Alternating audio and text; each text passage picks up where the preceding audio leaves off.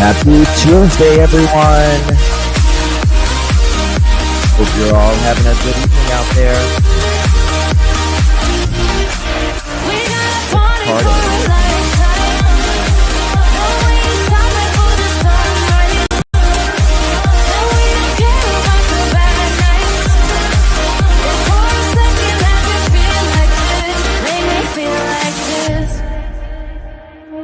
Young blood made of gold, a mind you can't control.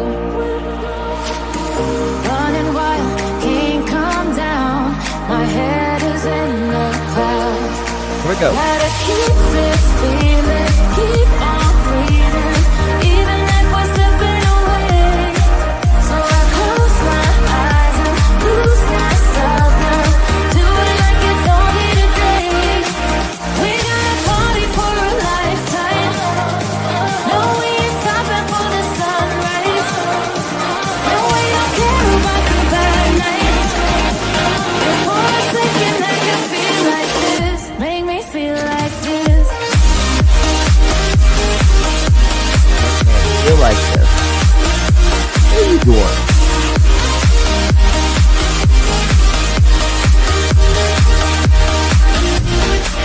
We got a party for a lifetime. No, we ain't stopping for the sunrise. No, we don't care about the bad nights. For a second I can feel like this. Make me feel like this.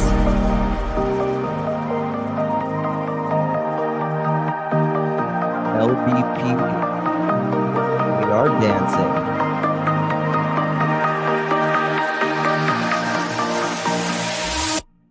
We are dancing everywhere, all over the floor, in our chairs, wherever we can, girl.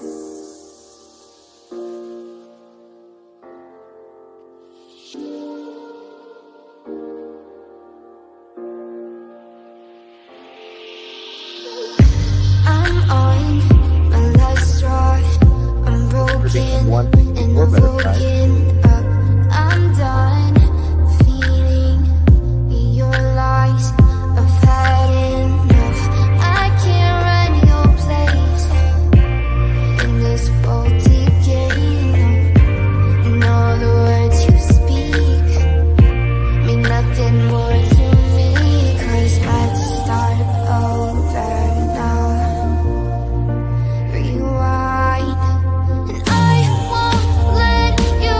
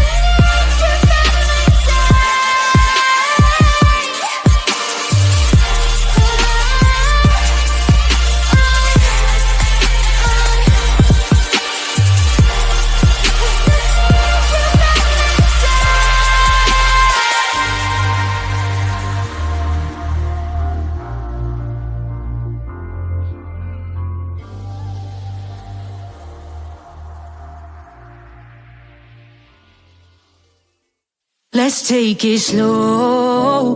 Where you go, I go too. And if you hit the bottom, I'm going down with you. Let's take it slow. Who cares where we gotta be?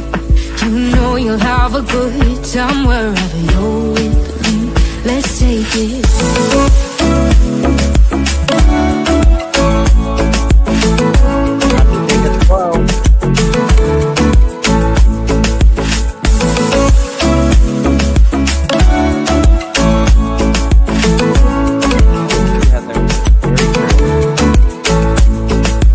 Ask me how we got here, 'cause you don't know how. You say we're taking on water, yeah, we're sinking now.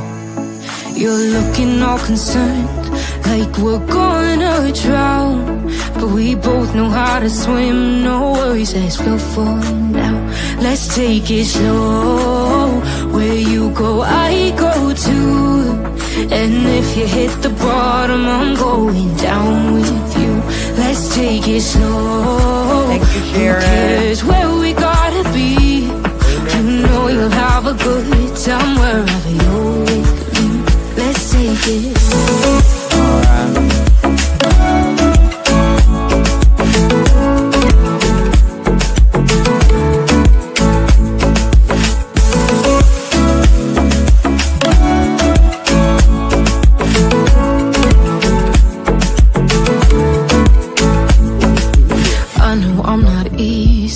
I drag you out your mind, and there are days I hate you, but baby, you're still mine. And then we have the best times, no matter what we do. And even when we don't, there's nobody I'd rather choose. Let's take it slow. Where you go, I go too. And if you hit the bottom, I'm going down with you. Let's take it slow.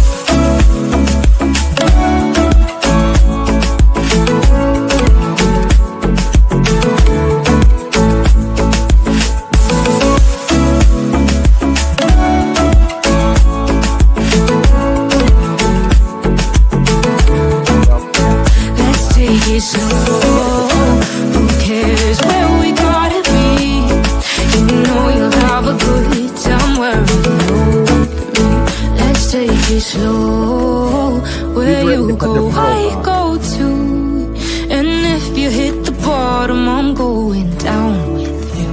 Let's take it slow. Who cares where we gotta be? You know you'll have a good time wherever you're with me.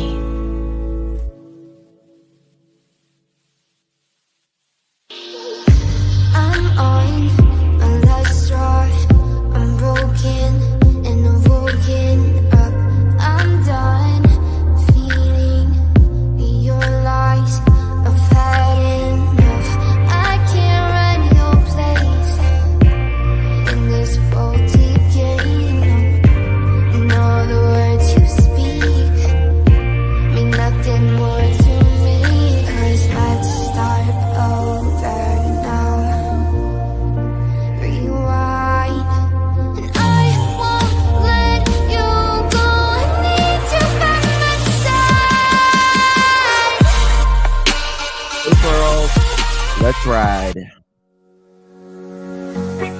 Come along with me. Together with the truth you see. Got our pearls and our laughter too. The search for facts is always new. In this place we keep it real. Classy vibes and joyful zeal. Join the journey, it's just begun. We shine brighter than the sun. Hit the light and share the vibe.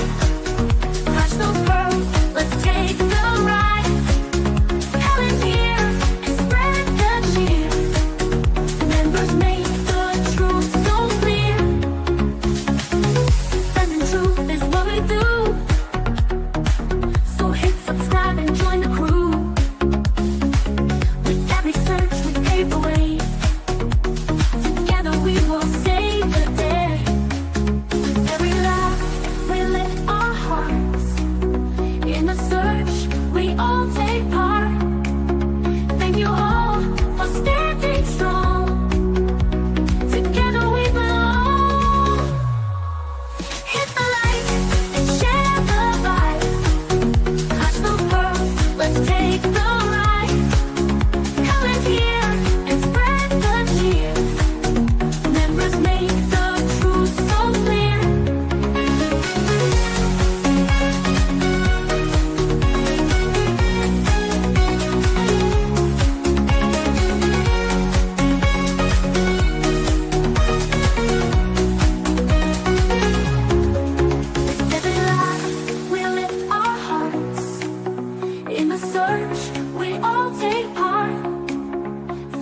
all for Just standing text you back, my strong. dear. Thank you. Together we belong. Hit the light and share the light. Crush those pearls, let's take the ride. Come in here and spread the cheer. Members make the truth so clear.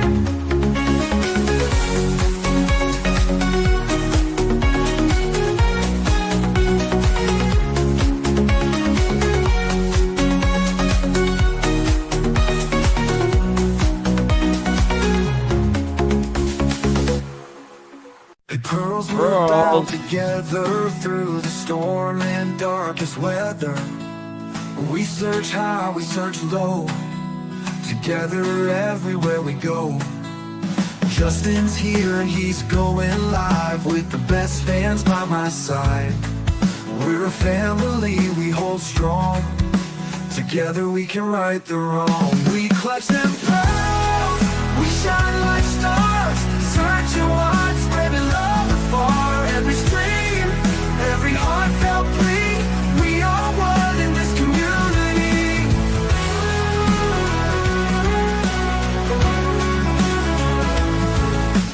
Daily grind, but we're not stopping. Pearls around the world just popping. With each view and every share, we send hope and show we care. We clutch them pearls, we shine like stars. Searching wide, spreading love afar. Every stream, every heartfelt plea. We are one in this community.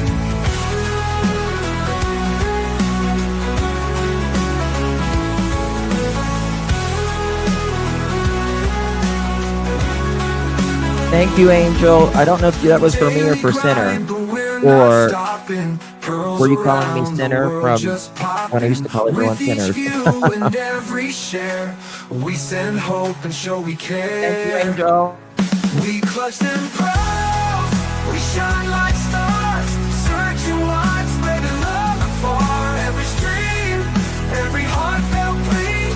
We are one in this community. In the night or in the day, girls will light and lead the way. Justin's heart and your support. Together we will hold the fort.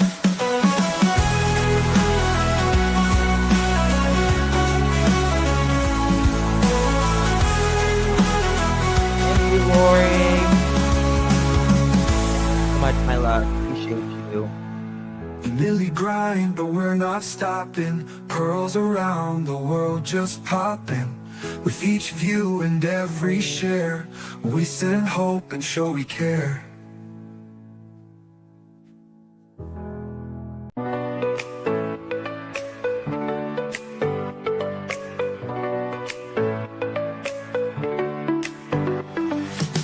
Click play and come along with me. Together with the truth you see. Got our pearls and our laughter too. The search for facts is always new. In this place we keep it real. Classy vibes and joyful zeal. Join the Yes, journey, Kendra. it's just begun. We shine brighter than the sun. Hit the like and share the vibe. Clutch those pearls, let's take the ride. Comments here and spread the cheer. Members make the truth so clear. Defending truth is what we do. So hit subscribe and join the crew. With every search we pave the way. Together we will save the day. Defending truth is what we do. So hit subscribe and join the crew. With every search we pave the way. Together we will save the day. With every laugh we lift our hearts. In the search we all take part. Thank you all for standing strong. Together we belong. Hit the like and share the vibe. Clutch those pearls, let's take the ride. Comments here and spread the cheer. Members make the truth so clear. Hit the like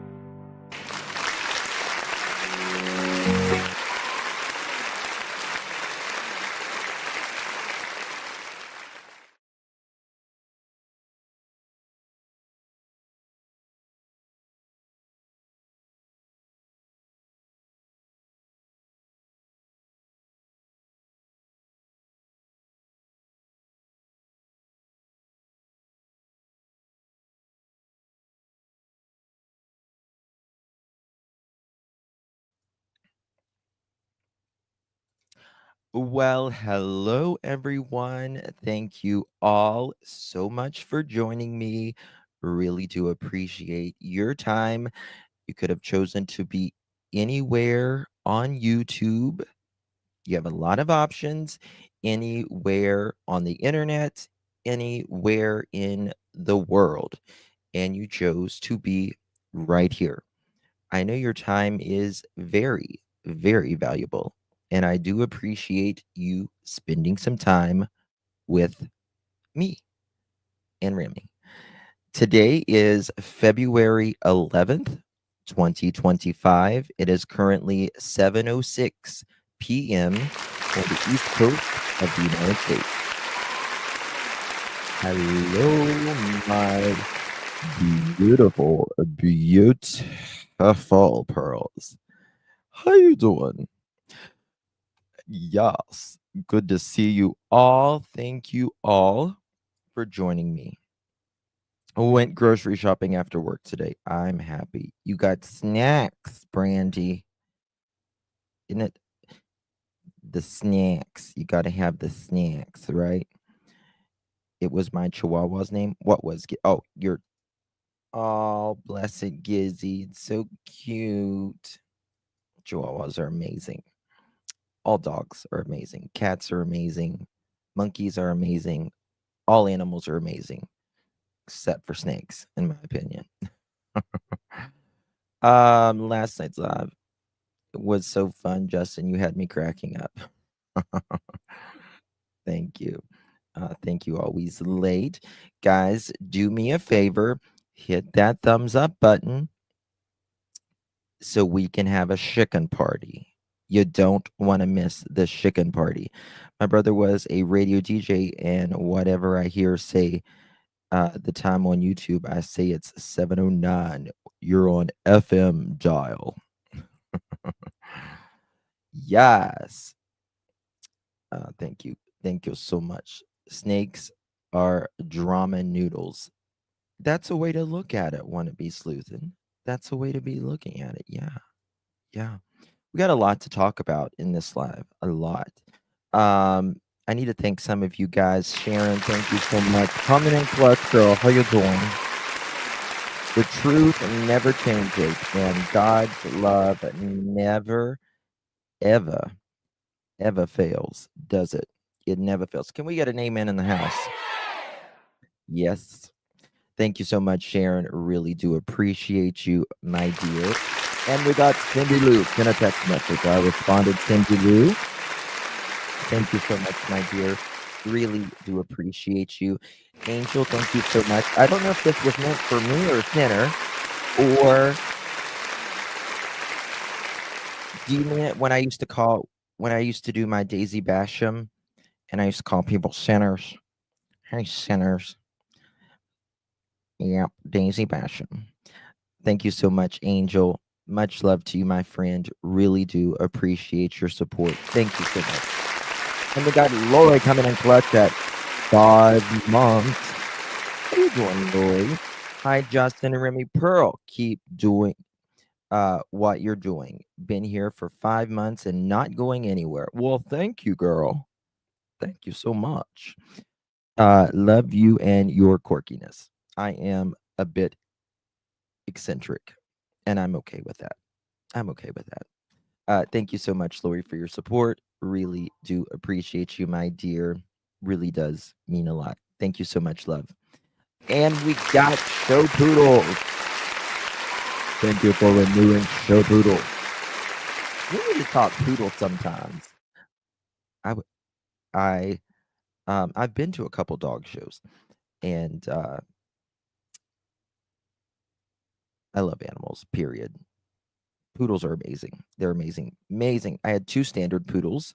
Once upon a time, they were brothers, and they uh, they were they were black, solid black, both of them. Good dog, good dog. Thank you, Sherry Lynn. Thank you so much for your first month. Coming in clutch, darling. Thank you so very much, my dear. Really do appreciate you. Thank you so much. Westminster on now. I would rather watch Um, hold on one second.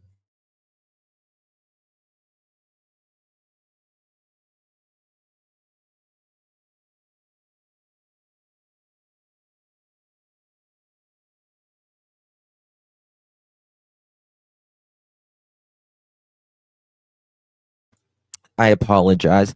I was actually calling someone before this live started. I was trying to verify some stuff. So, yes, we got a lot to talk about and was going over some very interesting things. Oh, freezing rain tonight in India. Lori, let me tell you, we have a foot of snow. Yesterday, the sun was shining. It was beautiful outside, not cold, not warm. I mean, below 50, probably 48 degrees, something like that. And today we have literally over a foot of snow and a quarter inch of ice. Oh my lord. We got a little bit, but it melted already. Yeah, I am over it. Over it, over it, over it. Um, I have no idea. Oh, Rachel, you mean with the remains that they found in Tennessee? Is that what you mean? Um, right, Sheila. If you're talking about the remains that was found in Tennessee, I believe it is someone that had been missing, and I don't think it has anything to do with, any cases that we cover. This was, I think, a kayaker. Hey, Cuckoo, good to see you, hun. Um, I don't think it has anything to do with that. What the hell? My phone just said, "Aw." It's weird. Sonia Allen, thank you so much, my dear. I missed the Daisy twerk. I laughed all night. Honey, Daisy, let me tell you something. Miss Basham, she could get down. She could get down, honey. Um, yeah. uh, what? What do you mean, what the hell? I don't know. Maybe I pressed the button or something and it thought I said something. You said, just replied. It said, "Ah, my phone is empathetic." Well, that's good. I thought it said, "Nah." Well, normally report on that. I don't know. I don't know. But we do need to speak about some things. Going over, I really think the first few days, first week or so of what we can go back to what they were saying about this case, right? There's been so much toxicity in this case. And recently, everything except Sebastian, um, it's like those who are actually trying to find answers, um, you know, you know how it is. You know how it is. That's right, Lakeside. We sure do, girl. We sure do. Um, so I was looking at some things and I actually did not see this clip. Never seen this clip. And I want to talk about it because it says something interesting. That's right, Tina. And I pray to God in heaven that there are arrests in this case before the year mark or on the year mark, that would be amazing. Obviously, Eric Craddock has stated that they do have things. And again, whatever they told Seth, right? It's got to be something that he believes it's going to go somewhere. So there's that. What is this?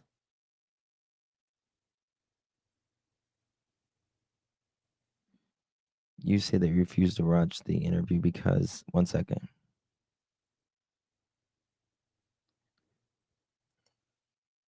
Who's? Kelsey, I just emailed you back or text you back rather. I don't know what you mean by that, but you could kind of. Okay. So I want to share this, and this goes to WSMV. WSMV. Okay. Come on, guys, do me a favor. Hit that thumbs up button so we can have a second party. You don't want to miss the chicken party. And this was, let me see here. When was this original? 10 months ago, April 4th. April 4th. So this was, a little over a month after Sebastian had been missing. Behind the story, Sebastian, the search for Sebastian, right? WSMV. There we go.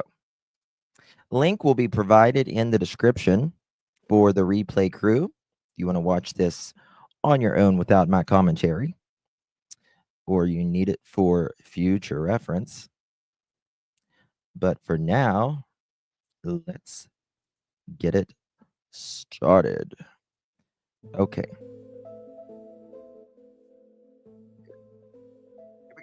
We kind of take a deep dive into some of the big stories that we've been covering, and this offers us an opportunity to really provide context and depth to some of the headlines that you've been seeing here on WSMV. I'm Amanda Hara. This is Michael Warwick, and he has been covering extensively the search. Oh, thank you so much, Momming It Up. Thank you, babies. Good to see you. Please drop our beautiful Momming It Up's channel. Y'all make sure y'all subscribe up to Miss Momming It Up. She is an OG in the Sebastian Rogers case. And I think she's been treated very unfairly as well. For Sebastian. Like anybody that's tried to do the right thing in this case. Rogers, which is now in its fifth week. Yeah, more than a month. He went missing February 26th. It's believed he wandered from his home, walked from his home, may have been barefoot. And here we are more than a month later, no sign of the 15-year-old with autism. And Michael, I want to go back in time a little bit because you were one of the first reporters who we sent to cover this story. And you were kind of there during one of these original news briefings. And you asked a very important question. Now, I want you guys to notice. I want you guys to notice even how the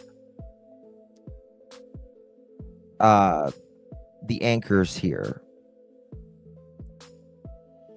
how, in my opinion, they seem a little bit more sus of Edgar and KK, and with Seth, you can see that they are, their heart really goes out to them. There is Bobby. Hey, Bobby. How you doing? Thank you so much, my dear, for your support. Really do appreciate it. Getting closer to the goal. Thank you, my love. Thank you, thank you, thank you. All right. Just notice this. Of authorities about surveillance video. We're going to look on the map here in just a little bit. And we're going to look at some things. This would have been day 3 or day 4 when the investigators Listen. came out and briefed us as to where we stood in the investigation. And I asked the deputy chief, you've asked for all this surveillance camera footage, all this doorbell camera footage from across Sumner County, from those specific neighborhoods where he lived. Have you seen anything? Has anybody brought you a photo, a doorbell camera image that shows you Sebastian? And he said that no, they haven't actually been able to put eyes on Sebastian since that night he went missing, which really stood out to me as a reporter because... Did y'all hear that? Did y'all hear that? Did y'all hear that? Have you been able to put eyes on Sebastian? I'm going to play it again, Miss Tina. Have not. They have been, it should be, in my opinion, last time seen February 25th, not 26th, in my opinion. Here we go. Footage, all this doorbell camera. Asked the investigators came out and briefed us as to where we stood in the investigation. And I asked the deputy chief, you've asked for all this surveillance camera footage, all this doorbell camera footage from across Sumner County, from those specific neighborhoods where he lived. Have you seen anything? Has anybody brought you a photo, a doorbell camera image that shows you Sebastian? And he said that no, they haven't actually been able to put eyes on Sebastian since that night he went missing, which... Since that night he went missing. It should be the 25th, in my opinion. Really stood out to me as a reporter because listen. You know, everybody nowadays has doorbell cameras. It seems like there's so many of them across the county, surveillance camera footage. And if he was to have walked away from his home, you'd think that somebody would have picked up a trace of him. And that was not the case. It really... Isn't that interesting? Isn't that interesting? Yes, Lakeside Lawyer. He just said, you know, everybody's got, you know, so many surveillance, home surveillance everywhere, right? Everywhere. Doorbell camera footage, dash cams, cars record it anymore. You get close to the car, it records. Doorbells record. Everything, right? Well, he just said you would think he would have been seen on camera.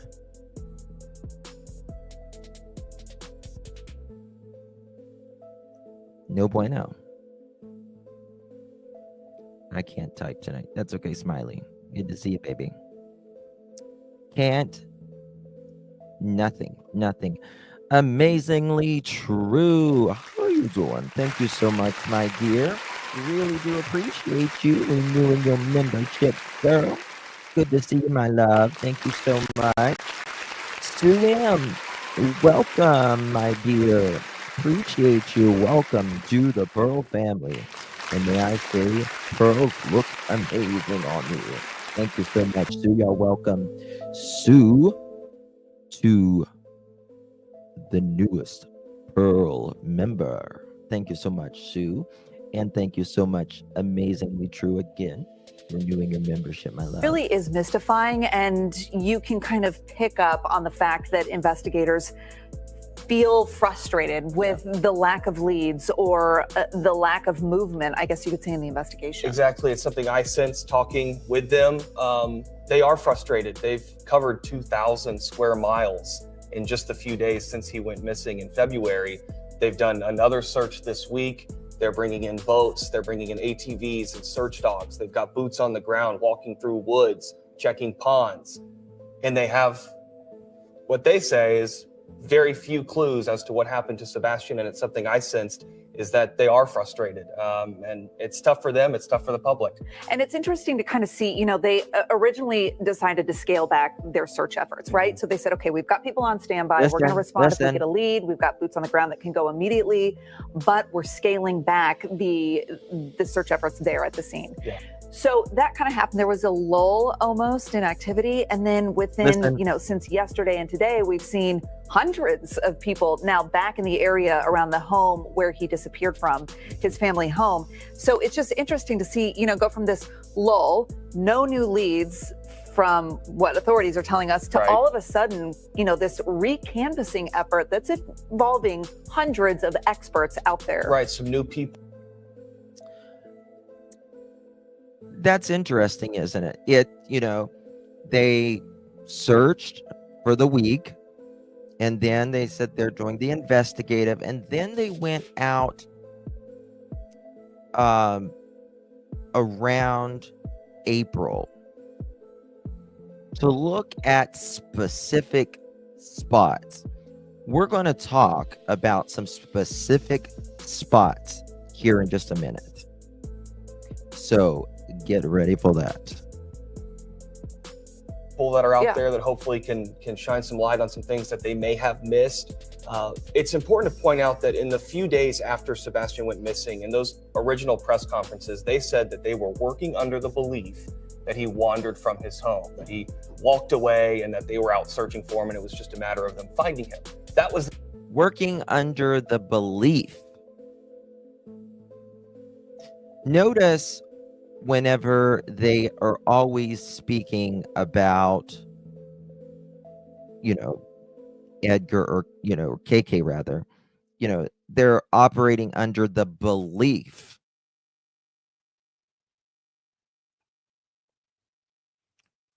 Little word. The original belief. Big difference. Here we are several weeks later, and I think that that has changed because now the TBI and the investigators are saying everything is on the table. Every possibility is on the table. Let's rewind that just a second. Important to point out that in the few days after Sebastian went missing, in those original press conferences, they said that they were working under the belief that he wandered from his home. They were working under the belief that he walked away from his home. But then, listen to his words.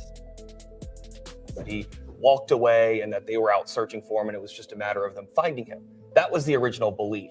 Here we are several weeks later, and I think that that has changed because now the TBI and the investigators are saying everything is on the table. Every possibility is on the table. There's no evidence that points to foul play.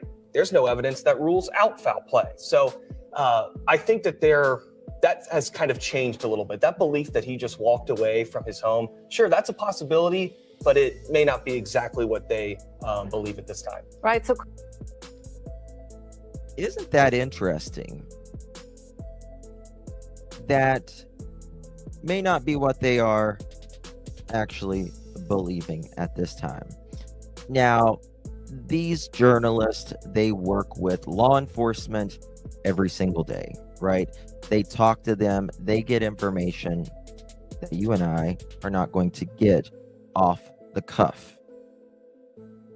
They're not going to, you know, put out everything that they know.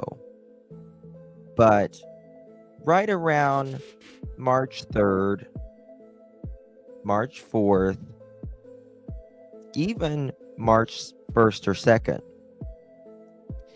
something changed. Something changed. And that's when they kept looking just to be sure. but something changed.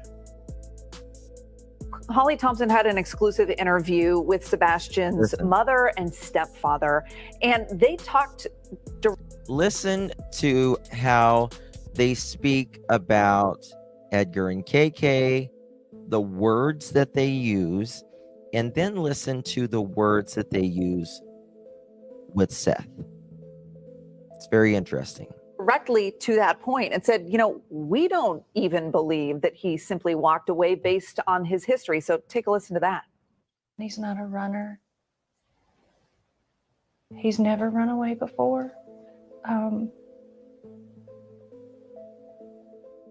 don't know why. I don't know why he walked out that door.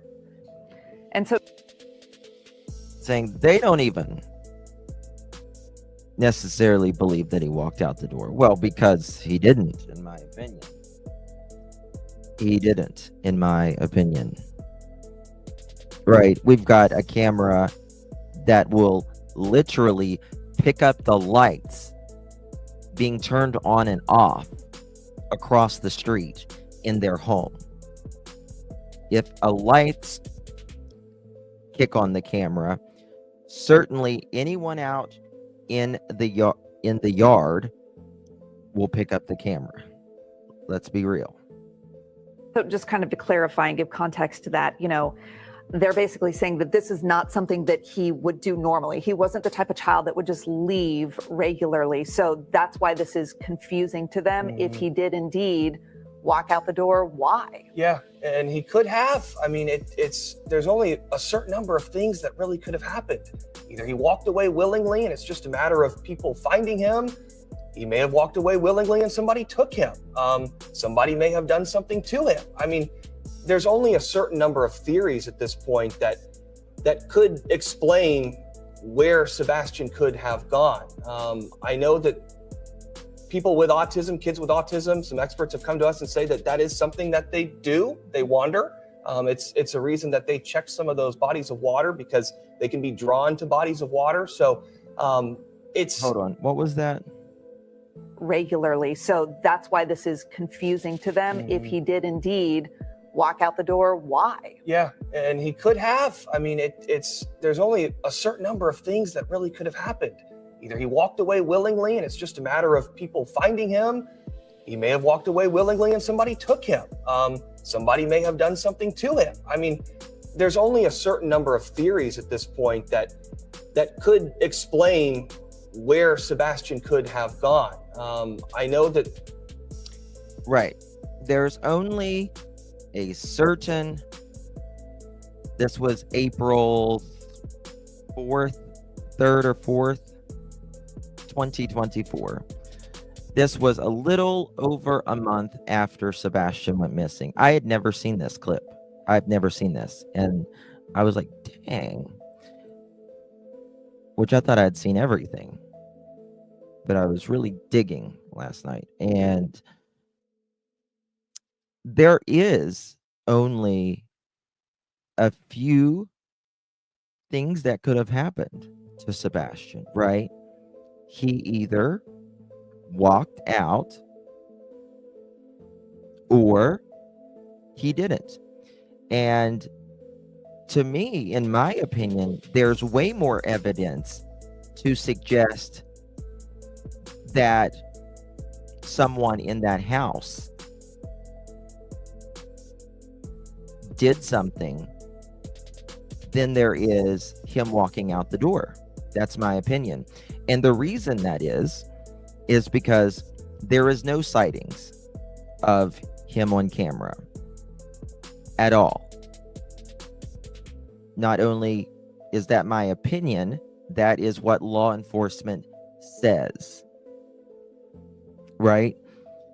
There's not been a sighting of Sebastian. That is what law enforcement says.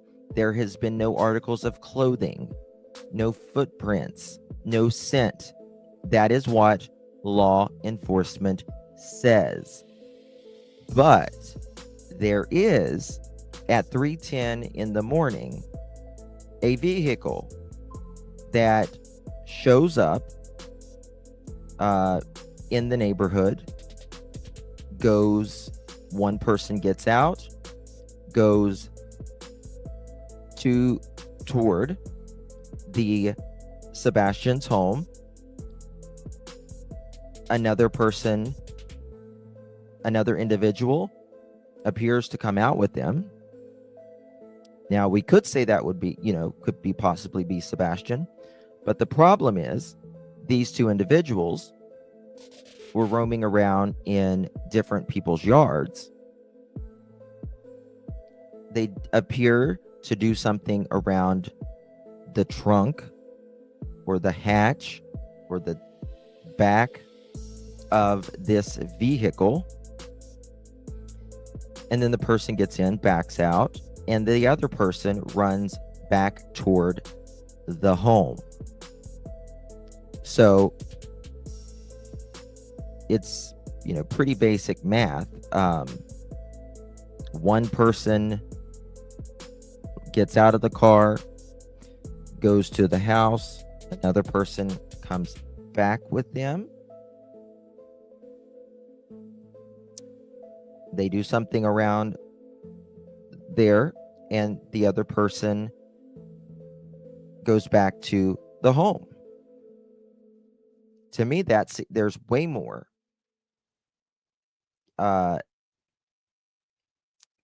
In fact, that's the only thing that we have seen to date, and that's why that footage was never supposed to get out. So there's way more that, points toward foul play, which we do now know this is a criminal investigation. Not only that, you see the inconsistencies of the mom and the stepdad. You see them not wanting to answer certain questions. Generally, Edgar used to say that, well, law enforcement has dictated me not to say whatever.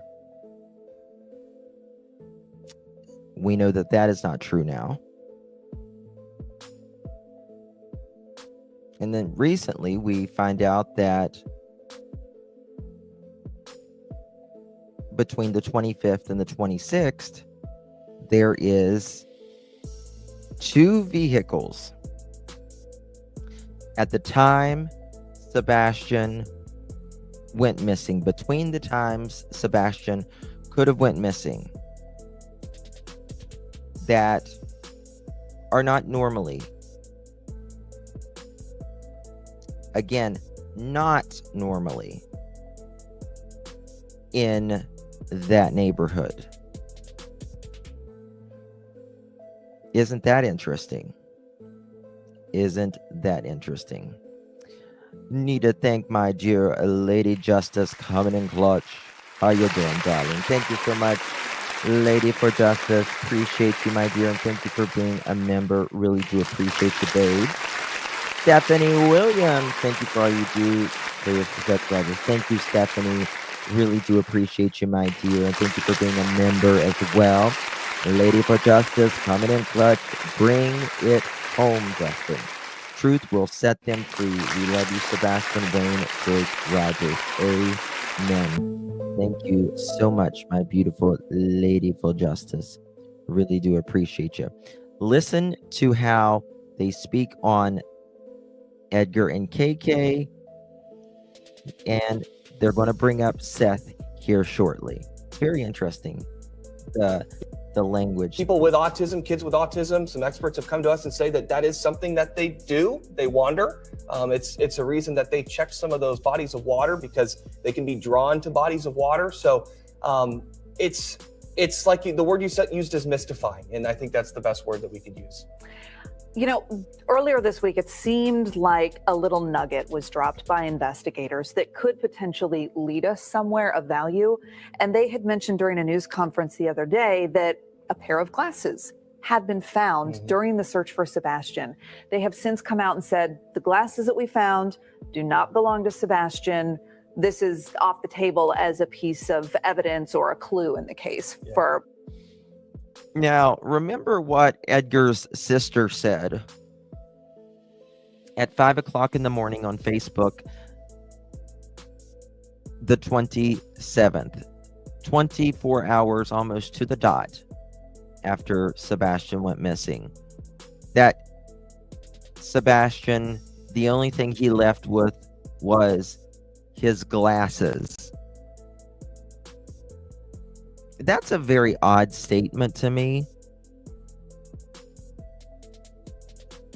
Didn't take his shoes, and that she fears that he could have gotten in someone's vehicle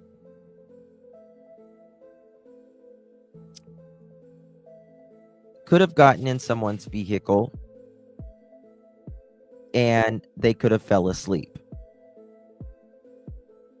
And when they got to work, he might have gotten out and just went off somewhere.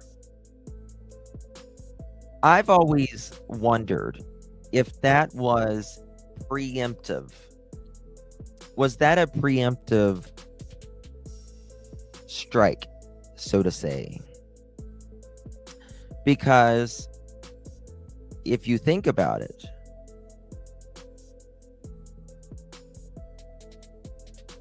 if, for instance, and I'm not saying this happened, but in this hypothesis that I'm going to share with you, if you think about it, if Edgar, the stepdad, was there, and if he was put in the vehicle on his way to work, right, on his way to work,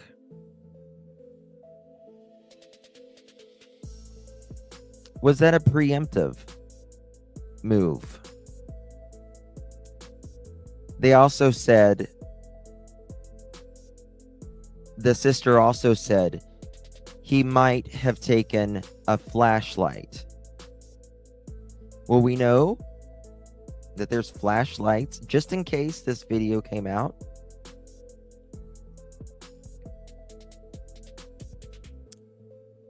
Was that, you know, them saying Sebastian got in this vehicle and, you know, fell asleep on the way to work? Oh, Lakeside, me too. Me too.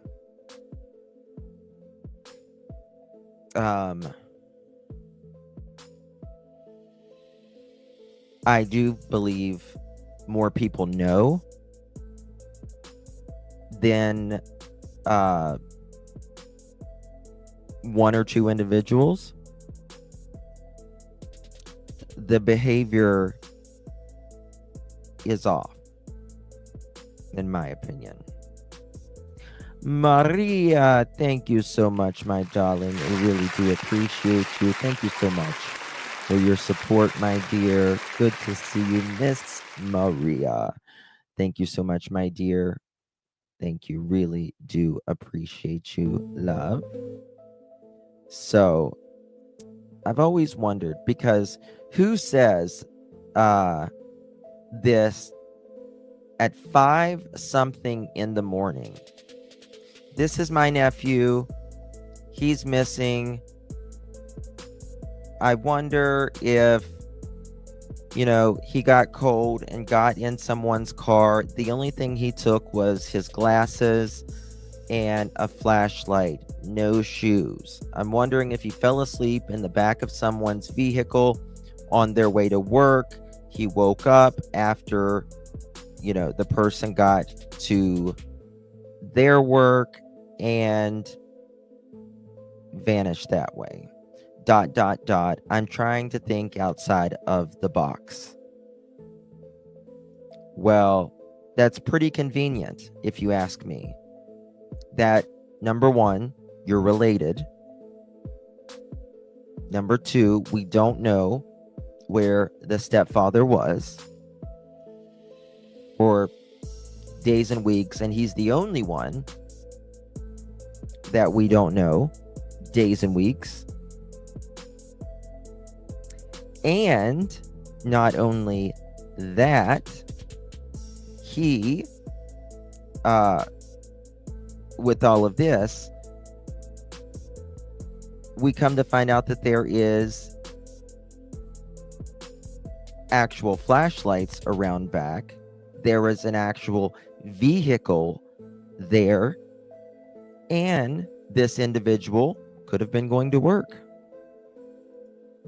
right? Oh, thank you, Betty. That's very kind of you, hon. Thank you so much. Really do appreciate you, Sebastian Army, Sebastian Strong. Amen. Amen. Thank you so much, dear Betty. Really do appreciate you, my dear friend. And thank you so much, Lakeside Lawyer. Coming in clutch. How you doing? Thank you so much, my loves. Really do appreciate you. So I've always felt like that message was very much preemptive, in my opinion. You just don't say something like that. Like, where did that come from? Where did that come from? Remember, too, she's was the same one who was so rude to Sebastian on his birthday. Exactly, CT. Exactly. Lisa, thank you so much, my love. Really do appreciate it. Love you, Justin, and all our Pearl family. Love all visitors. You're always welcome. Amen. Thank you so much, Lisa. Really do appreciate you, my dear. Thank you so much, friend. Yes. Always welcome. for that Best matter. people. And we've But listen, again, listen to how they speak about Edgar and KK. Then they're going to bring it to Seth, and you're going to notice the language difference of how they speak about each of them. I had never seen this. also heard from the parents who went on national television, the stepfather and mother, With and them. they have actually left their home because the stepfather has a job in Memphis. So they've left their home there in Sumner County to be there in Memphis for work. And there was some criticism for that decision to kind of leave while the search is happening around their house. Yeah, they'd said Yes. Now look at that. They're talking about, well, there's actually some criticism. While, the good TBI, police officers, search teams, volunteers, neighbors, and obviously Seth are out searching all around their house. Their asses are planted 3.5 hours away, hunkered down in a fifth wheel. There should be criticism there, in my opinion. Who does that? Who does it? It really does. Tells me a lot. Red flag, hiding. So bizarre. Yes. Exactly. Oh, thank you, Jane. Thank you so much, my dear. Really do appreciate it. Next for Remy, I bet Sebastian would love it. Oh, yes, Jane. Thank you so much. Really do appreciate you.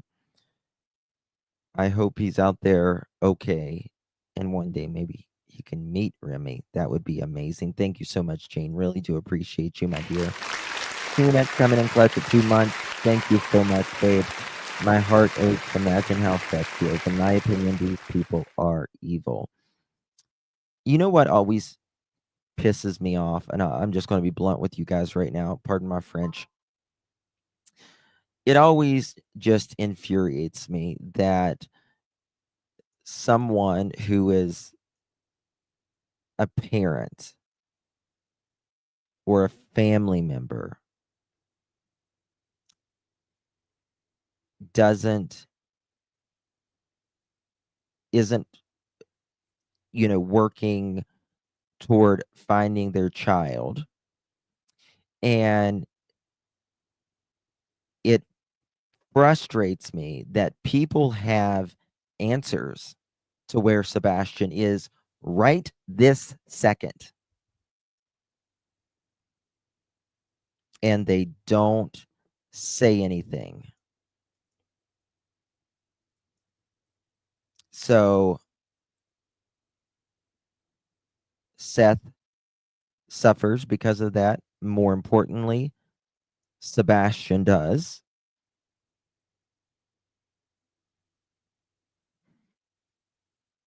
Cops, law enforcement are spending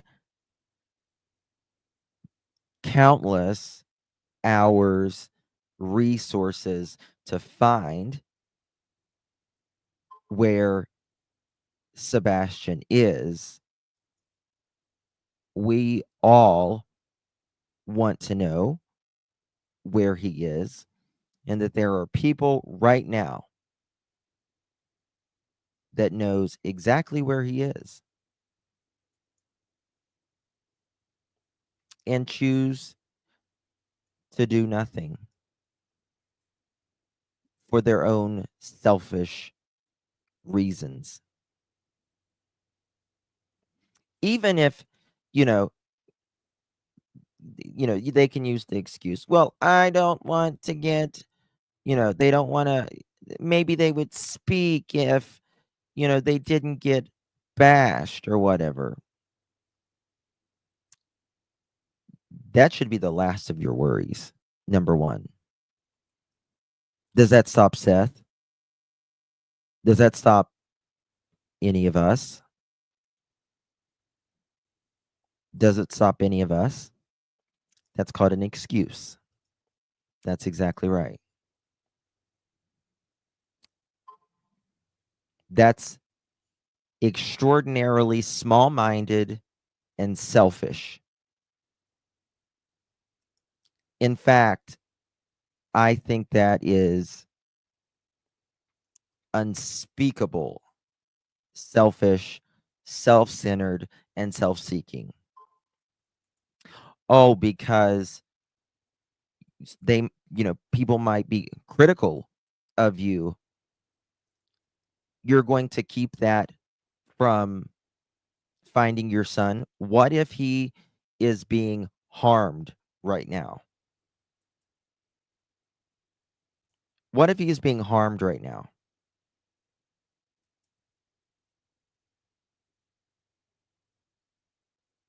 But you don't want to speak? You don't want to speak on it because of you? No. Talk about they don't. They don't care about, they don't want to be questioned, Smiley, in my opinion. They are going to remain quiet because they, in my opinion, uh, based upon them not speaking, that tells me a lot. That tells me a lot because it tells me and how it has shifted the, not flowery statements that Edgar spoke on law enforcement. It tells me that they realize that law enforcement is onto their bullshit. Pardon my French. That's what it tells me, in my opinion. Marley is late. Oh my God. Marley, to the office, please. You're being paged. Marley, to the office, please. You're being paged. We need a late slip for Miss Marley. Thank you so much, my dear. Tina, thank you, my love. Really do appreciate you.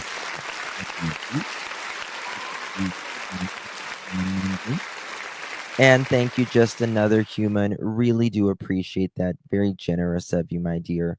What state Sebastian shoes? Why state Sebastian shoes have been accounted for, and their shoes have been accounted for too? Why state Sebastian? Oh, gotcha. I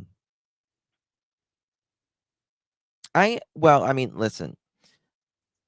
The thing about Sebastian's shoes, if a crime is being committed, there is only so much time, and obviously your nerves are shot, high anxiety, right? And you're not thinking about shoes. Seth was the one that said, his shoes are right here. Now, their shoes being accounted for, that's interesting, right? What does that mean? Well, KK, you were home the entire night. You say you weren't out in anyone's yard or anywhere else.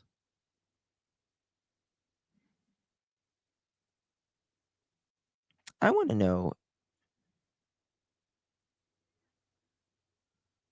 if Edgar has any boots missing. Any boots. Because in my opinion, someone was wearing boots. Me ping, hey darling. Someone said that Seth had brought him new boots. Is that right? And if so, where are those? Yes. Sebastian had, I think, 2 pairs of shoes, two or 3 pairs of shoes. And Steph, I'm live. She might have not. Sometimes it doesn't kick over. She might be. So, I forgot what I was going to say. Justin, there's never a perfect. Oh, no, and that's right, Shirley. There's never a perfect crime. There's never a perfect crime, right? You just have to find that inconsistency. You thought I said boobs? You say tomato, I say tomato. Boots. But one second.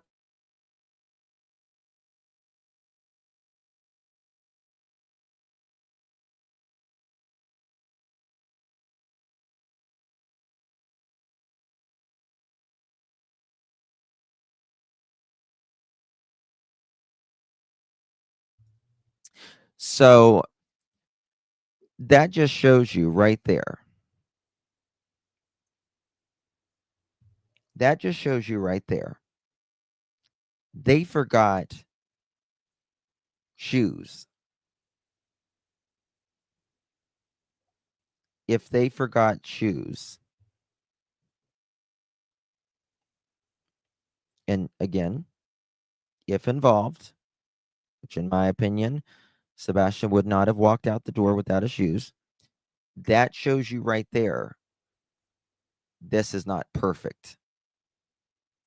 This is not a perfect crime, so to speak. And just shows you that they will absolutely have other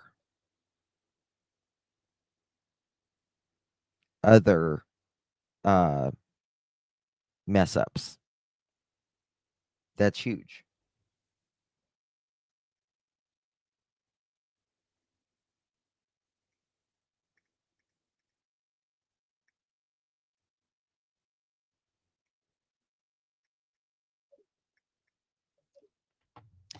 it still can be premeditated, even if forgotten. Choose my opinion. It can. It could. It's to me, it's not likely though. To me, it's not likely. Just my opinion then. All right. Listen to how they're talking. We just got through hearing that. Listen how they're talking about Edgar and KK and the case, and they're going to move on to Seth, and listen to how they talk about Seth. Big difference. Said in that interview with Nancy Grace Yep. that it was for the stepfather's work. She asked them why, and the mother had said that she wanted to be there with her husband for his work. They have since, according to investigators, cooperated fully with anything that the investigators have wanted. Anything the sheriff's office has asked of them, they said that they have done. So yes, they've received some criticism for leaving, but as far as from what investigators have told us, they've done everything that they've been asked to do. They also face some criticism just from people on social media saying, why did it take you so long to say something publicly?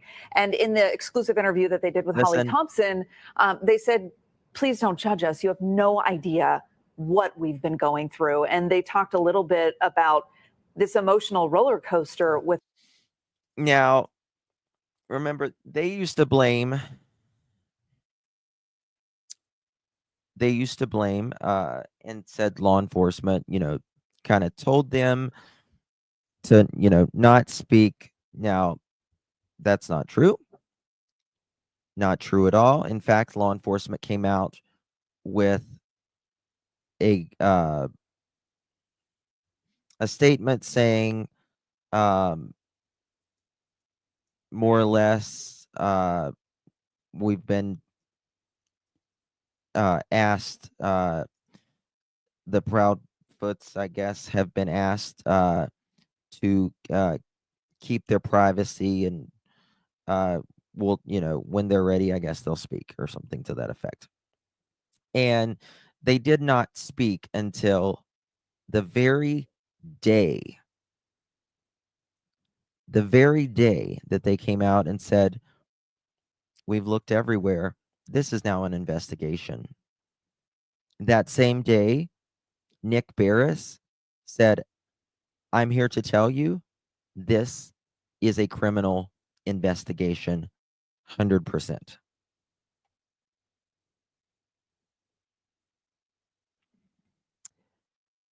Them leaving, you can look at it two ways. You can look at it as they are running from something, an area that perhaps makes them feel uncomfortable. I used to think Sebastian was in Mississippi. I no longer do. I don't think he is in Mississippi. I do believe he is in Tennessee, in my opinion. On reasons I can't really share at this time, but I do believe he is. And I used to think, are they down there because they want to watch?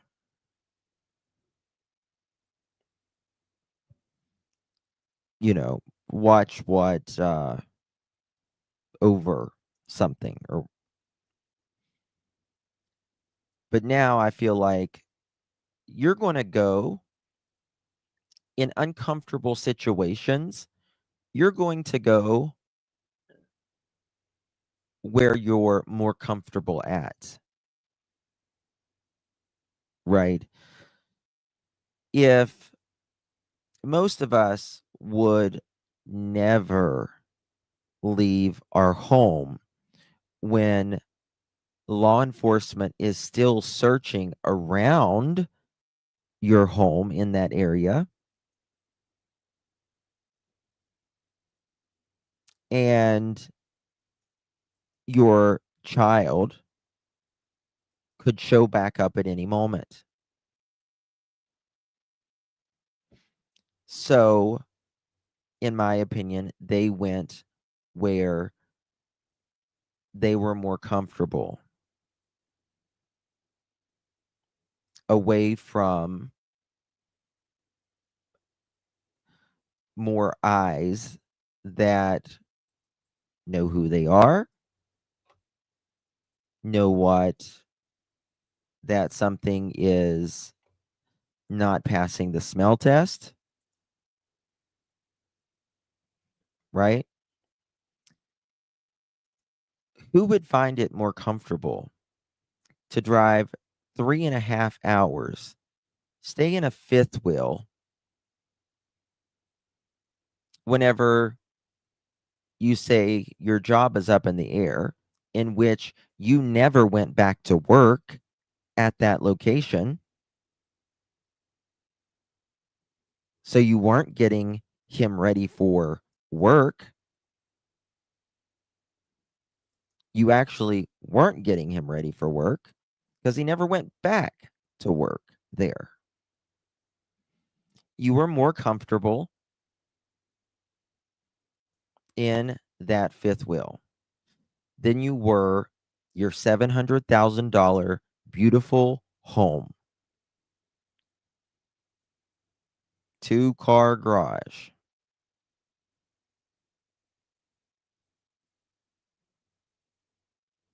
Momming it up, it was Vanderbilt.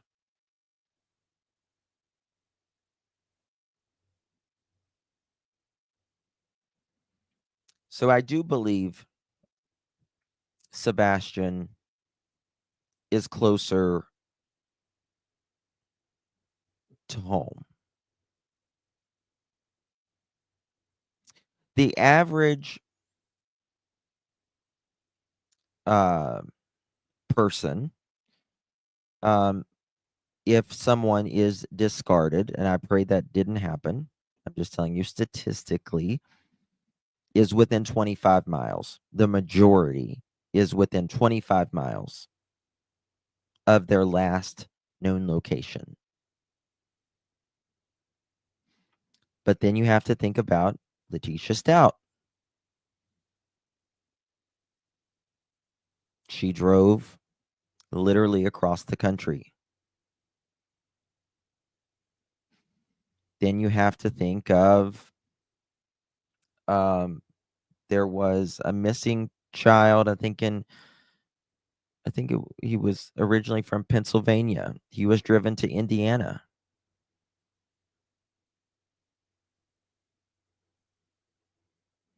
Why didn't he get to the house?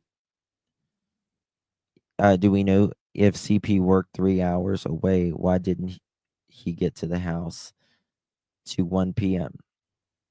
Well, and that's just a whole nother ball game, right? That is one of those things where you have to think. If he was there at 5:15, again, it doesn't make sense to me because I don't know why you're going to be there at 5:15, especially if you didn't go to sleep till 1 a.m. And if your RV or your fifth wheel is about 15, 20 minutes away from your job location, and if you wake up, make coffee, brush your teeth, maybe shower, just wake up and give you, 30 minutes of that. The very absolute latest you had to be that you could have left your RV that morning was 4:30. Latest 1 to 4:30. 3.5 hours of sleep. Why? Doesn't make sense.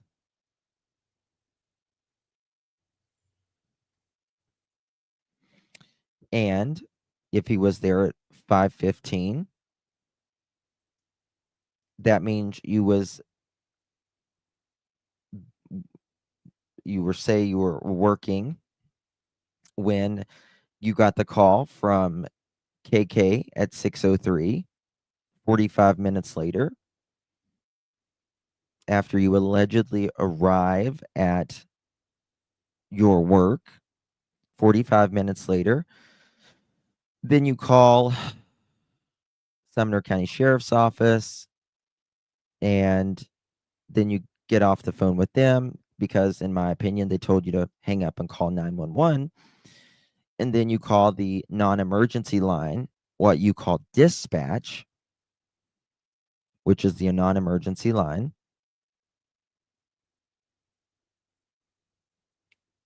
And that is about 30 minutes later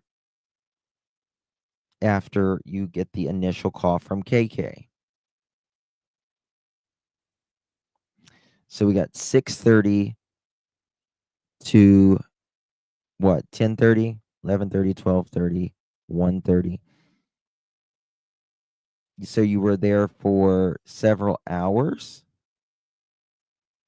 while your wife is hysterical,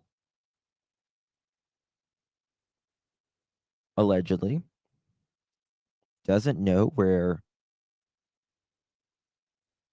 Sebastian is, and you say that he doesn't and has never and is not the type of child that wanders off or elopes. And you know how serious this has to be. So you just sit your ass in a crane and continue to work for several hours?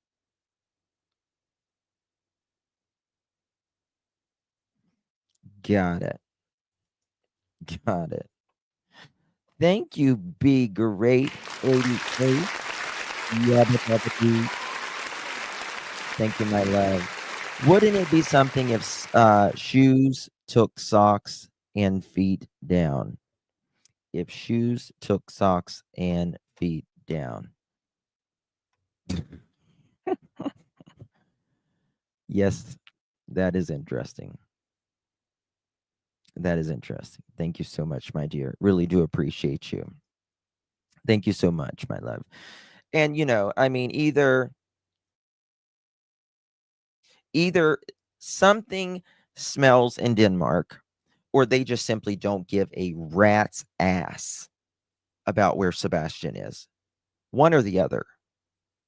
Because you don't sit and wait 3 hours, 3.5 hours, 4 hours before you leave work. Number one. Number two, after you get home, you are home one full day and you're already out, back where you came from, spending the night. And to add insult to injury, what's even worse is that you guys again pack up both of your vehicles, go back down to the campground 3.5 hours away, and you both are staying down there while everyone else around, literally around your house, are searching for Sebastian.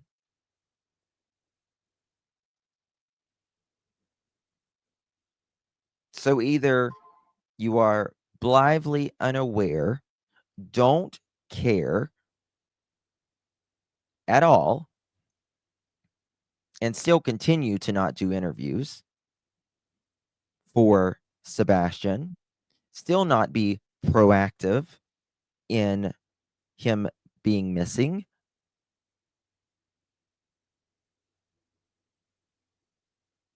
or something is really wrong.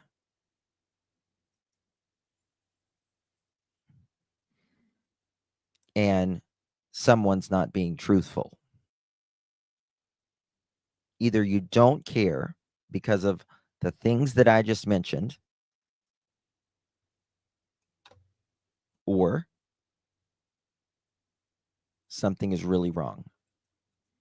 Either way, shame on you. Shame on you both. With her that they've been on. How are you coping? We're on a constant roller coaster ride of helpless and hopeless and many other emotions all in one, and it's a never ending roller coaster. It doesn't stop. It won't stop until he walks through the door. And just a few days ago, you spoke Listen. with Sebastian's biological father. So we just heard from his stepdad and his mother, but you actually Now, you just heard how they were speaking about mom and the stepdad, the language that they used. Now listen to how they talk about stepdad. Big difference. actually did an interview with his Seth Rogers. dad. Yeah, and it was such a profound interview and so gut-wrenching. Walk us through how that interview came to be, and then we'll play a little bit of it. in a This second. actually Profound, gut-wrenching. You don't hear them saying that about anything about Edgar and KK being profound or gut-wrenching, that it's, you just hear them say, they're getting criticism. Only a certain amount of things make sense. How Sebastian could have got out. You would think he would have been seen on camera. This is their words. Yeah, that's when he is. And how are you holding up? They're talking to Edgar. It's rough, and people just continue to keep bashing. So, something to that effect. came out. This was last Monday, and the United Cajun Navy had come in. They'd been searching for Riley Strain in downtown Nashville, and were here. And so after the resolution to Riley's case, they moved over to Sumner County and said, well, we'll help search for Sebastian. And we had arranged an interview at the place that they were sort of meeting in their command center. And they had asked Seth Rogers to join, and he came and was more than willing to talk to us for the first time. Was the first time I had a chance to talk to him. He's been out searching himself, and was very moved by the attention this case has gotten, and you felt for him, and I know we have a piece of that interview. Yeah, and what I appreciated about it was, the love with which he described his child. So take a listen. Every day. Do you hear that? What I find, she said, what I find, what did you, hold on. Moved by the attention this case has gotten. Moved by the attention this case has gotten. And you felt for him, and I You felt for Seth. know we have a piece of that interview. Yeah, and what I appreciated about it was, the love with which he described his child. So What I appreciated about it is the love in which he described his child. You don't hear Edgar and KK speaking about that stuff. You don't even hear them speaking. You haven't heard them speaking since April, May of 2025. They've been not speaking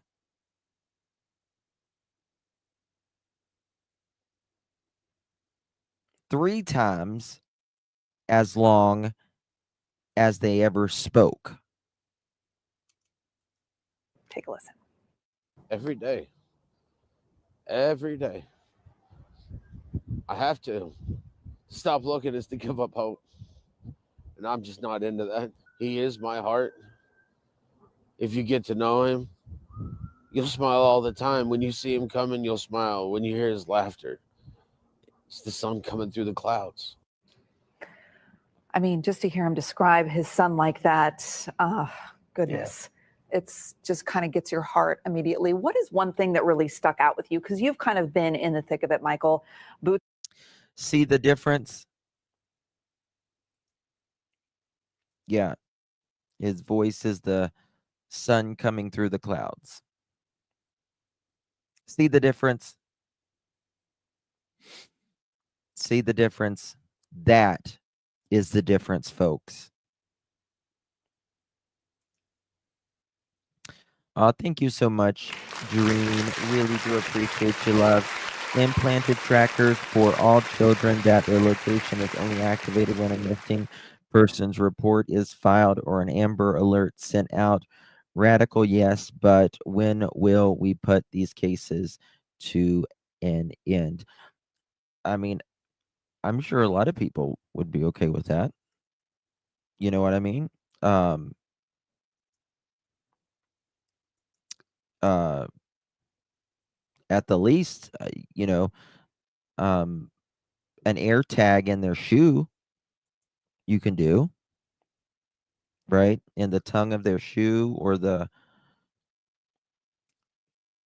thing like that. A lot of people do that already. You know?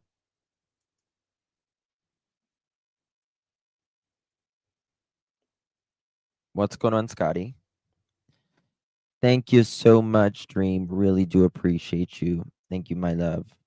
Boots on the ground reporter. You've been there among the search crews using all types of tools to try to find him. What's a moment Go or kiss an your hubby, exchange Janet. or something someone said that is really going to stick with you? Mom It Up says, that is a father. That's a real man that truly loves their child in the way we are meant to. It's a yearning and a connection, sadly, not everyone has. Heartbreaking. Oh my God, Mom It Up, you're going to make me cry. I don't want to cry this evening.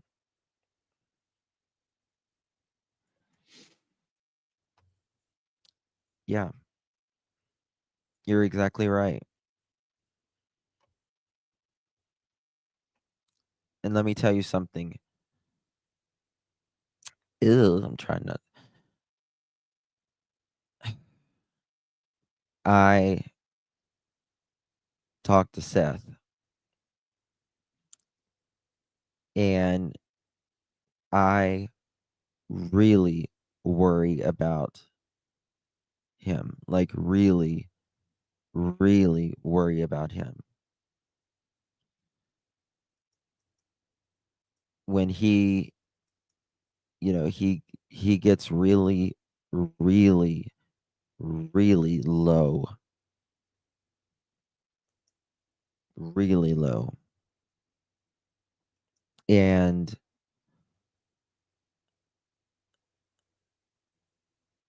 that's normal, right? And you wouldn't expect anything less, but you hate to see this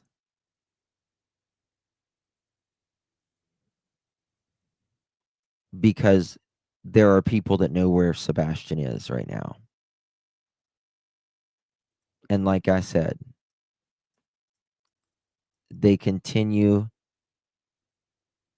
to make others suffer for their selfish reasons.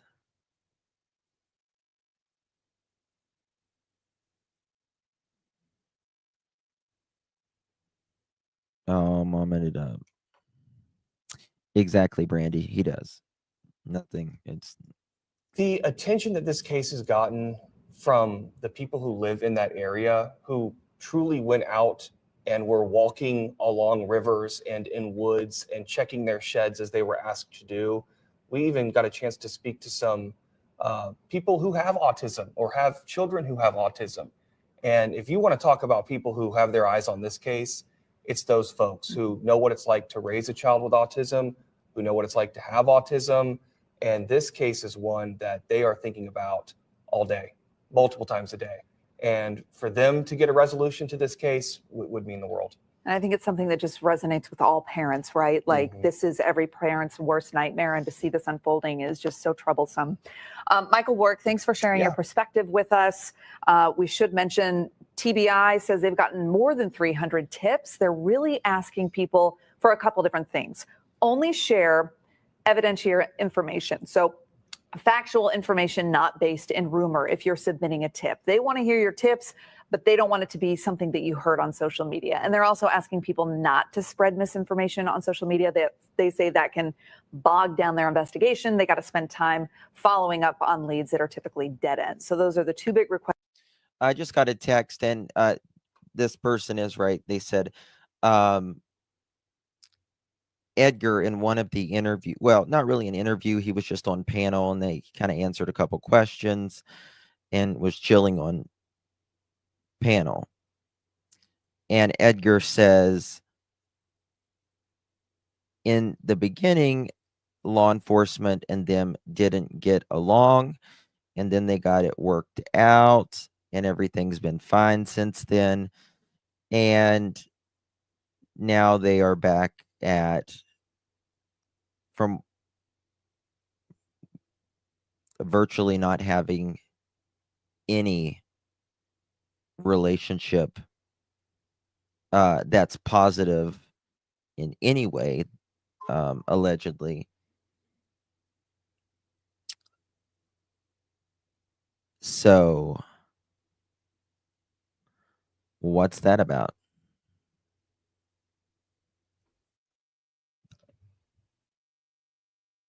Oh, thank you, Mama Cedar. Be careful. So that's interesting. There. We are on top of the search that is happening today. We're going to bring you the very latest on air and in the WSMB4 News app. Okay. So that is that. I thought that was very interesting to know that. And we heard right there, this anchor asked, what have they seen anything of Sebastian on camera or anything? Unequivocally, nothing. Nothing since before he went missing. So there's that. All right. Now, I want to show you, what day was this? Bear with me, guys. I want to show you something. This was March 4th. All right. And they were out. They did an interview the day before that as well. Bear with me 1 second. I noticed some things.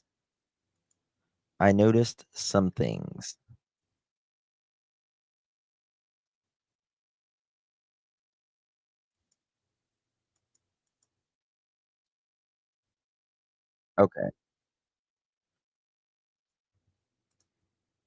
I'm not sure if this one's it, but we'll play it regardless because I wanted to play this one.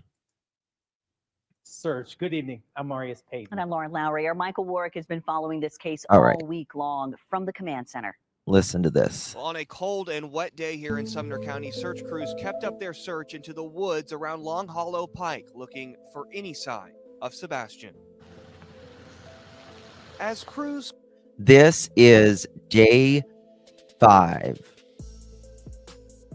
Thank you, Gypsy. This is day 5, by the way. Guys, do me a favor, hit that thumbs up button. If we get to 1,000 thumbs up, we have a Come chicken and go party. from the command post centered around bringing Sebastian Rogers home. A dive team from the Franklin Police Department is now helping look. We saw it stationed outside Sebastian's home Friday afternoon. Individuals who tend to elope, it's important to look through bodies of water. That's the most important thing. Sumner County deputies believe Sebastian walked away from his home, but in the 5 days since, there have been no confirmed sightings of the teen with autism. Yeah, I've just been sort of feeling very sick and afraid. And I want a good outcome, but there's no guarantee. Autism advocates like Desiree Dyer and Jessica Moore say searchers should continue thinking outside the box. To know that he was found and safe, I mean, it would just be a tremendous gift. Thousands of miles have been covered since Monday, with crews expanding their search into areas further from Sebastian's home. I don't know if they've received the messages, but we have reached out to the family to see if there's any support that we can offer. Especially the moms of Sumner County are ready to storm these hills and see what we can do to help. While night falls without news of Sebastian's whereabouts, the teams searching stay committed to hopefully bringing us good news about Sebastian. Michael Warwick, WSMV4. I have Okay, and I'm looking for something as I'm trying to find it. Bear with me. Okay. Now, this was the very first #1 press conference. 27th, 28th, 29th. This was February 29th. Okay? This was February 29th. Let me show you this.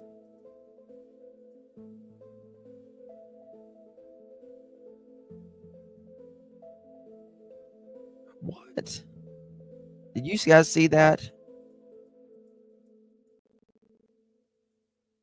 Kidnapped, arrested. This woman, a teacher accused of having a child with students. Is that in Tennessee? Jesus. Lord, what's going on with the world? Okay. I just want to show you this right here. This is #1. I want to show you the difference in the demeanor. I think it's very important of law enforcement. You can tell something is off here. Not in this one. Not in this one. Let me go back to 2024 here. Hold on. 2020. No. February. This is February 29th. This is Thursday. Thursday. This is the day Edgar comes back home from whenever he goes to Mississippi, and he is seen on Wednesday evening with 2 individuals. Okay? With 2 individuals. Thank you so much, Linda. Really do appreciate you, my dear. Thank you so much. Thank you, Chef. Thank you so much. Thank you for being a member of the Pearl family, too, my dear. Really do appreciate you. Okay. Just listen to their demeanor. Teenager Sebastian Rogers. Let's listen in. Searching to search your properties. Really wanted to come to the community and ask for your help. We need you to search your properties every day, morning and night. If there's a shed or a crawl space or up under your mobile home or a tarp that's in your yard, check it every morning and check it every night. Look for any details that something has been disturbed. If there's a shirt that was there today that wasn't there yesterday, notify us. You can really help us by searching your own property twice a day. Like I said, we're operating under the assumption that Sebastian walked off, and we really need your help to ensure that he is walking under the assumption that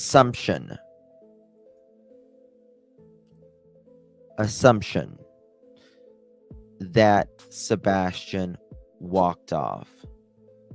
Thank you, Blue Eyes Dumpling. You're a little gorgeous thing yourself. Thank you so much, my dear. We are operating under the assumption, not that they have proof, right? Not that they know that Sebastian walked off. The assumption. It's very key. But I'm going to show you other interviews after this. You're going to see, in my opinion, demeanor difference in Mr. Craddock. Brought home safely. Okay, and when Chief talks about searching your homes, if you've got a farm, we're well aware that the tendency to follow creeks is great, and we've actually done some case studies, some history on calls and searches in the past where young men or young women have traveled to creeks. So we want you to look at creeks. We want you to look at ponds, and if you look at a pond, look for foot tracks around the pond. And then we'll go into, when Chief's ready, we're going to go into pictures, and we'll show you our operational periods and the maps that we use to track our searchers. Okay, so this is day one, and all of the rings you see are a fixed wing aircraft, TBI's fixed winged aircraft, and they use a FLIR, and they do a continual circle on a 2-mile ring. And the video quality and the pictures that they produce are amazing. And the lines that you see that are going all over the place, the green and the purple and the blues, those are helicopters, THP Metro. And then all of the lines in the middle, when you draw that in, those are our foot searchers. So in the first 2 days, we logged over 2,000 miles of personnel on foot doing searches in those search areas. If you want to go to the next page. So that's day 2. And you can see we're continuing to expand those search areas, and you'll see clues. You'll see 2,000 miles in 2 days. Eric Craddock said they obliterated the area. After the search was all said and done, they had logged over 12,000 miles on foot. And I have compared this from going to Washington, D.C. to California, from California to D.C., from D.C. back to California, from California back to D.C. Okay, that's a lot. These fixed wing aircrafts, these cameras are so good from about 6,000 to 8,000 miles or 8,000 feet up in the air. They can see literally a field mouse. They can zoom in and see it running across the field. It has heat sensing, all of that. Markers. Which is particularly important in the first several hours. And even they can actually see, it can spot even decomposition. Decomposition, there is a chemical process to that. I'm not going to get into it, but even if someone is a decedent.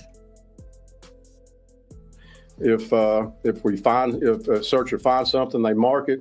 We send a detective or detectives to that scene or to that area. And if they find evidence, we haven't found any evidence. And but if they find something that they think is substantial, Haven't found evidence.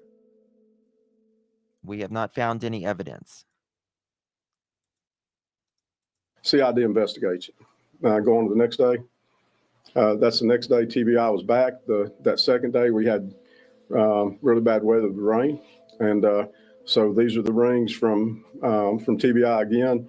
And they did some almost tribal type crazy figures when we were looking at particular areas, and they were looking at streams at that time. All right, now this is the map. We're going to go over this map.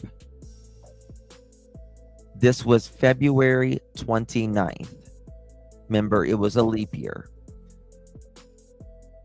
This is doing it day by day. Now, I'm going to show you shortly, in a little bit, they started moving west and northwest, particularly west, during this search.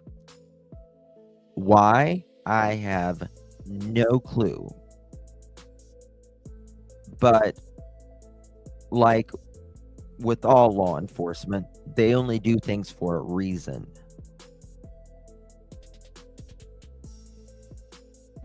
And a lot of helicopter, and then more ground troops. And then we got one more day. And then today we're expanding west, and you can see those areas that personnel are searching. And so what we do is we get them in, and we've got an app. Did you just hear him say west? Areas, and they were looking at streams at that time, and a lot of helicopter, and then more ground troops. And then we got one more day. And then today we're expanding west, and you can see those areas that personnel are searching. And so what we do is we get them in, and we've got an app that they utilize, and they create tracks, and you can see the tracks in those sections as they do the search. And we've got several other things going on. We're utilizing drones, K9, and UTVs, ATVs, horses, aircraft, and anything at our disposal to get Sebastian located. Like Director Widener said, what you didn't see on there was any drone track. The drones aren't tracked on Sartopo. What you didn't see on there were several assets that didn't have the app that day. So what you're seeing is what we know we have tracked. Like I said, we're operating under the assumption that Sebastian walked off. We have no evidence to disprove that. The family's been nothing but. Okay. Again, assumption, right? Assumption that he walked off. Cooperative with law enforcement and our investigation. We are truly operating under the assumption that there's a child missing that needs our help. So if the public is out there and you have a house close by or not close by, right? Check your property twice a day. If you find something, call us. If you have trail cams out on properties that you hunt, check them. If there's an image that you think could be Sebastian, call us. Anything, any tip that you have, call us. We want to bring Sebastian home. And after this press conference, February 29th, we go into March 1st. March 1, 2024, in my opinion, was a big day for this investigation. March 1, 2024. Things, in my opinion, started to shift. And Nick Ferris also speaks to that. When the chief says, even if it's not right here. So I actually spoke to the incident commander of a search operation that happened west of here, and a 14-year-old went missing, was found 9 days later, 6.2 miles from home. So we're looking at, we don't want to go out too far, too fast, but even if you live in Davidson County, if you live in Robertson County, if you live anywhere in Sumner County and adjoining counties that you think he could have made it to your property, search those creeks, streams, tributaries, ponds, barns, outbuildings, vacant homes, anything, any place that you think he could be. One tip, if you're searching your property, is to search it in pairs. If we have aerial assets up and they see someone walking alone through a field, we're going to deploy resources to make sure that is not Sebastian. Secondly, if you're out searching your field and something happens to you, someone needs to be able to call for help and tend to you while we're on the way to help you. So if you're searching, please search in pairs and be safe.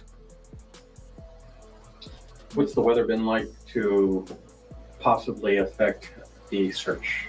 Weather, our primary concern with weather is for Sebastian. So the rain that we got and the cold temperatures yesterday and into last night gave us concern for hypothermia. But for rescuers, we put rain gear on when we go. Our mounted people, we're using a lot of tactical officers at night with FLIR or with night vision. And so our search personnel, the weather does not bother them. They go and they're going to perform. In my opinion, someone just said, do you think he was moved? I pray that he's out there, okay. But in my opinion, I think probably. I think perhaps taken out the night around perhaps 3 a.m. And I believe perhaps moved on Wednesday evening or night. The search. We're looking at rain tomorrow. The temperature is going to stabilize a little bit. 245 and 17 are feeding us weather on request, and National Weather Service is working with us every day, sending us information if anything changes. So, Chief, I know you guys had asked for doorbell cam and surveillance camera. Have you guys been able, since Sunday night, Monday morning, been able to actually put eyes on Sebastian? Has any video actually shown him? We have had several clips that have come in. Several of them we've been able to dispel that's not Sebastian on that clip. We are still working every lead that comes in. So as the video comes in, our detectives, we're working really well alongside the TBI and all of our other law enforcement partners in the region to make sure that we're getting on them just as quickly as possible. But there hasn't been one video that you guys had that you said that's... There's not a confirmed sighting of Sebastian on camera. Gotcha. Not a confirmed sighting of Sebastian on camera. February 29th, 2024. This is the third time I've shown you just in this live. Was any of the canines able to pick up on his scent Listen. or something that can lead you to maybe a direction where he might have been? We've done that. We've actually cast the dogs at intersections to see if they take us. And our dogs are scent specific. Listen. And we have scent articles from the home, and they have not. We have gotten some tracks away from the home, and we haven't had anything that leads us to Sebastian, obviously. You mentioned that you've covered about 2,000 miles, correct? What's the word on the amount of volunteers and people helping? We'll address that later. We've still got plenty of, and what you got to understand is span of control and manageability. And I know there's a lot of talk out there, you need to get more people out there, but we've got to do it coordinated, and we've got to be able to monitor and ensure the safety of our searchers. So right now we've got so many public safety assets that we can track and we can communicate with, that we are in good shape right now. And we are discussing the possibility of going into volunteers. We have begun the conversation of coordinating with local volunteer groups. Should we need them, there's a plan in place. What I don't want is to have 1,000 people out in the woods, someone get injured, and now we have to deploy resources to them that should be deployed to get Sebastian home safely. As of right now, I've talked to the FBI, I've talked to world-renowned detectives from the Middle Tennessee area, and every one of them has said, we're doing everything that we should be doing. We're doing everything that we can. I'm open to ideas. If someone's got an idea that we're not applying yet, let me know. I'll apply. Do you know how many hours, how many miles you guys have clocked in and searched so far? 2,000 by foot the first 2 days. We're not tracking hours now. We'll put all that together. We'll do an after action report. But now we're going through the day, preparing this afternoon for tomorrow. We've got a team that's doing that. We've even got the tax assessor's office working with us on additional mapping for streams and creeks that we want to make sure we're covering. And I'll tell y'all, we're hitting streams and creeks heavy. So that's something we need done is creeks, streams, tributaries checked, because the watershed from the Tyree Springs area coming down in here. One thing I've learned about autism is the stamina, the pain threshold, the drive in these men and women. You see this, this is the fire department here on the screen. KK could have literally knocked on the door. Literally knocked on the door. Linda, thank you so much, my dear. Really do appreciate you.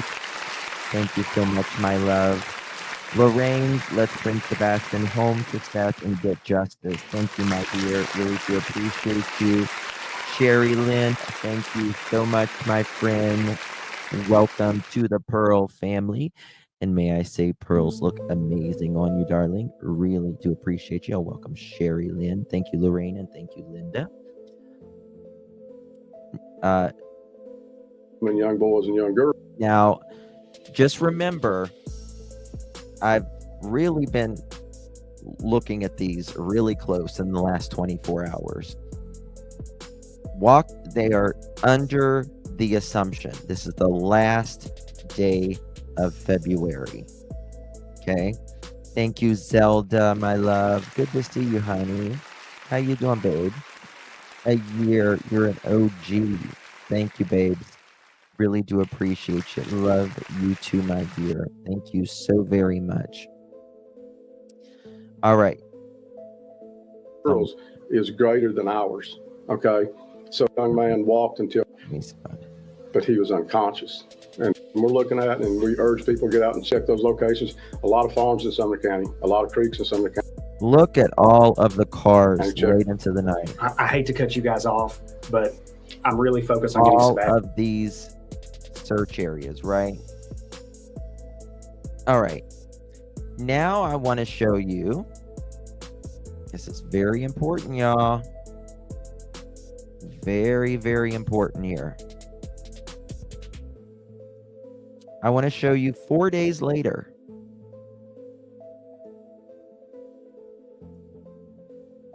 Four days later. Okay.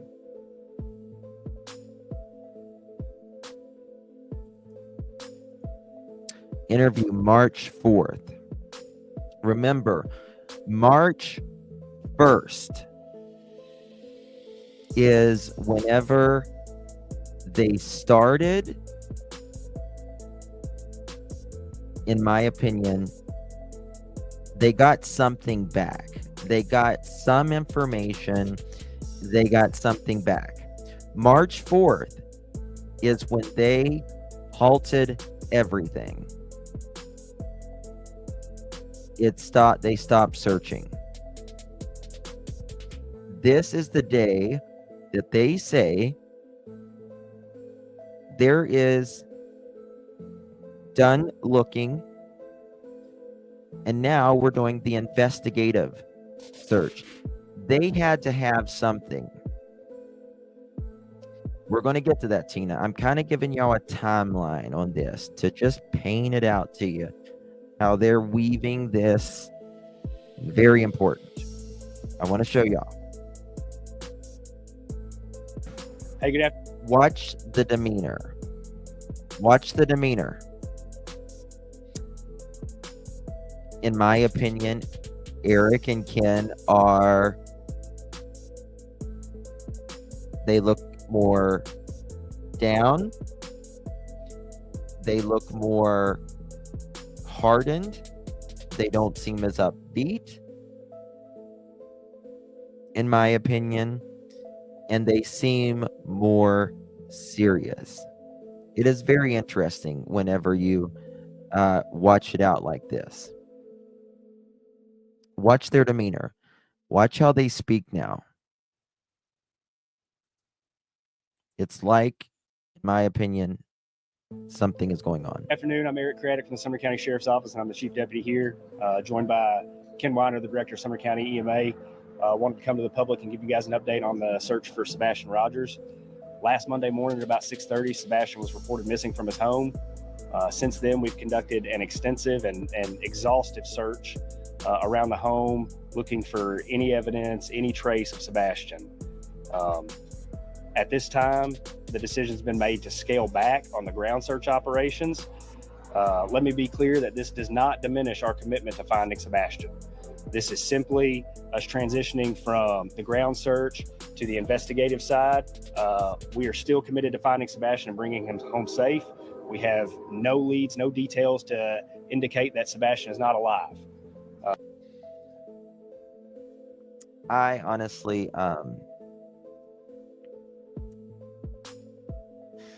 March 1st, you hear Nick Barris. I played it for you. He says, I'm here to tell you that this is a criminal investigation. March 1st. And sorry, March 4th, he says it. He says it the same day as they say it. But he says even the days before, a few days before, something was going on. We are going to follow up on every lead. We have a planned response if anyone has a sighting of Sebastian. Our patrol deputies will be out. Our investigators will be out. We are still coordinating with law enforcement across the state. We are still consulting with experts. This decision does not come lightly. We have consulted with, and I've deferred to the experts in search and rescue. Every time we've asked, they've said you've done everything you can do. At this time, Director Weiner? Yeah. So we'll continue to have a command post at the fire station there. We won't man it 24/7, but we will have K9 units in the area. We'll have teams ready to go. The sheriff's office will have deputies on patrol, and if we get any report, we'll respond to that location. We'll send K9 to that location and search teams should we get any information. So we will continue, and any tips we get, we will reactivate to the level we need to respond with. I'd like to take a moment and thank all the first responders from across the state of Tennessee that have come out and helped us in the search for Sebastian. They've come from as far as Knox County. We've called in the state National Guard to help. The Army National Guard was here to help. If there was a resource we thought we could utilize to help locate Sebastian, that's right, we've Sharon. used it. And we will continue to do so based on the leads that come in. The Sheriff's Office continues to urge families to check your properties. I'll show y'all something here. To check your cameras. No detail is too small. If you have a detail that you think is important, please call 615. Remember, they are asking at this time as well for Sunday afternoon and even Saturday. Well, we know Sebastian was not missing that weekend during the day. He wasn't missing Saturday at all. He wasn't missing Sunday at all during the day. We know his entire account, him and Katie's account, during the whole day. 451-3838. Thank you. Okay. Now, you see the difference right there, right? You can see the difference. Now, let me show you something.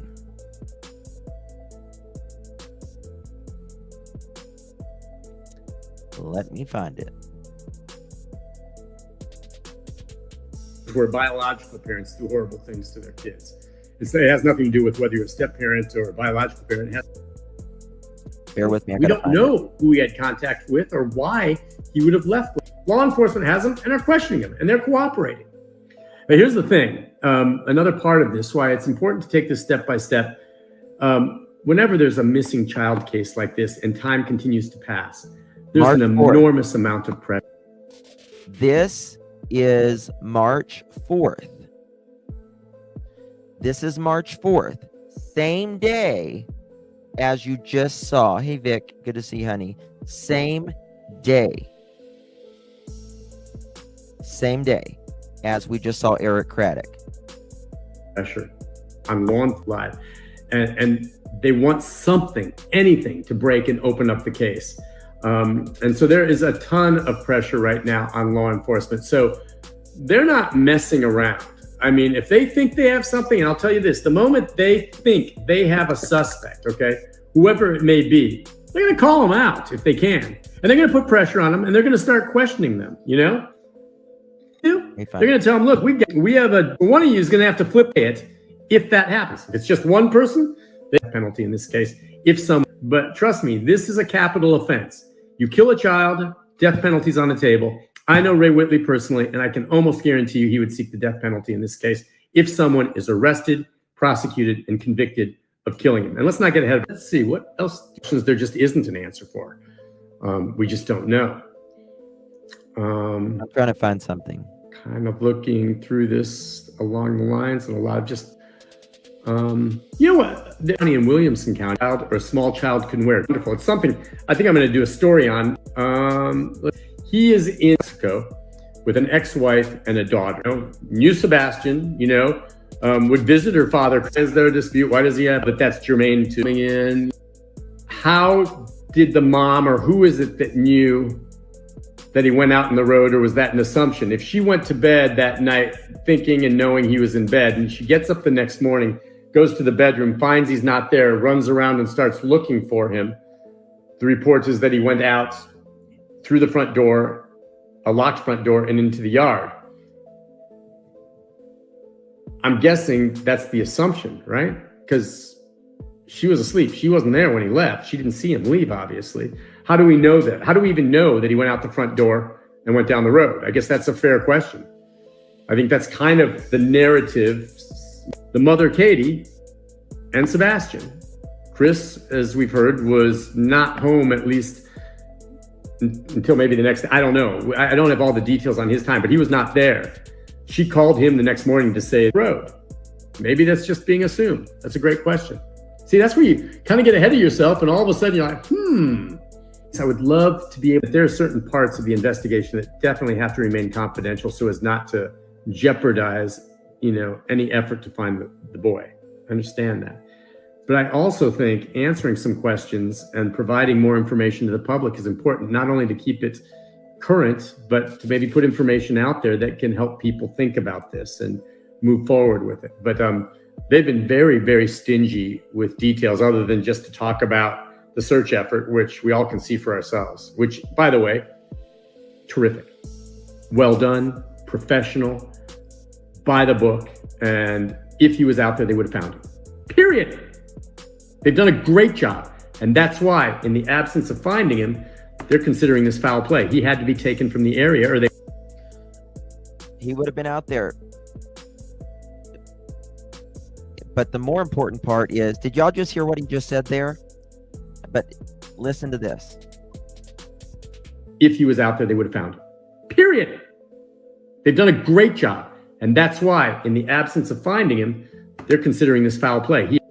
They're considering this foul play. Now listen to what he says after this. He had to be taken from the area, or they would have found him, unless he somehow accidentally locked himself in someone's shed that they haven't checked, or he fell down a ravine into a cave that no one knows about. Barring something bizarre like that, someone had to have taken from the area. Listen. I mean, that's the natural. Law enforcement has not said that. Law enforcement has not even said foul play. Law enforcement publicly has said, we're shifting, we're still searching, but we're shifting to an investigation. Just that. All right, my sources tell me this is now a criminal investigation. They haven't given up the chance of him being out there on his own and finding him. They're going to keep looking. But yeah, they say investigation. I'll tell you, it's a criminal investigation now. It's criminal. He said that the same day as we just saw Eric say, we are doing an investigative. This has been a criminal investigation of foul play since March 4th, 2024. He's going to say something else, though.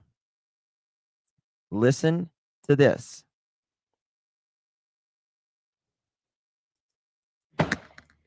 Let's see, what else do we have here?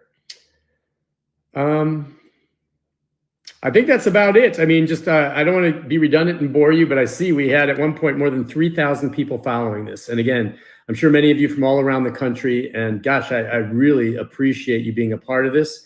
If you have questions, message me here on my Facebook page. I do my best to get back to you.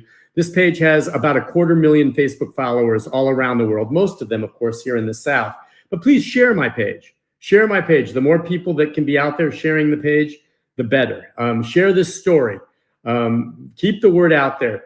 Keep your eye out if you live in the area. Check your Ring cameras. And I know all the citizens in that neighborhood have done a fantastic job. Everyone wants this child found. Everyone's playing their part. Yeah, do continue to message me with questions. Follow me on this. And I promise you, I'm not going to let this story drop until we get some resolution. And we hope and pray it's good news and that somehow, some way he's found safe and sound. But we're 1 week in, and the more that time passes, the more difficult it becomes. And I get back to that phrase one more time for you. Children do not vanish into thin air on their own. I think someone else has to be involved. So we'll see how this plays out. Everyone, thank you again for being part of this. I'm Nick Barris again with News Channel 5. Well, I'll find it, the other part. He says in this interview that it was even days before March 4th that they knew something. Even then. FBI, open up! Mother chicken. Truth change. Truth never changes. That is exactly right, Miss Sharon. Exactly. All right. Now, let's look at this. Let me show you this. March 7th.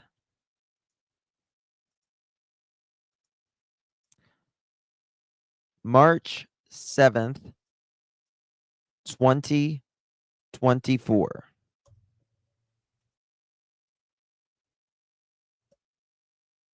Okay. Link is provided in the description.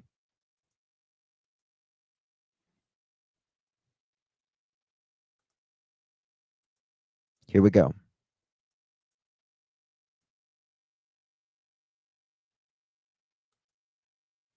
One second. Bear with me.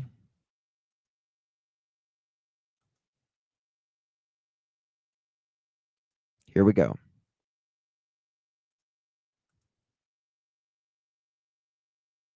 Damn, why does it keep doing that?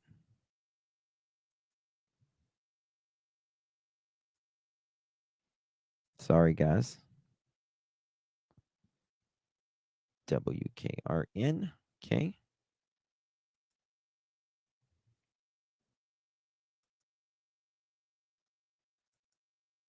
All right, here we go.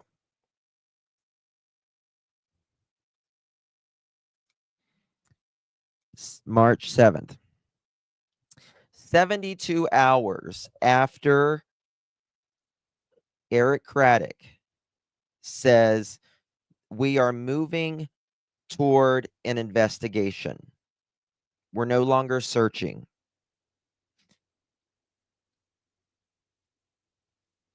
We are no longer searching in that area. They're at the landfill. 72 hours. Nick Barris says, I'm here to tell you it's criminal.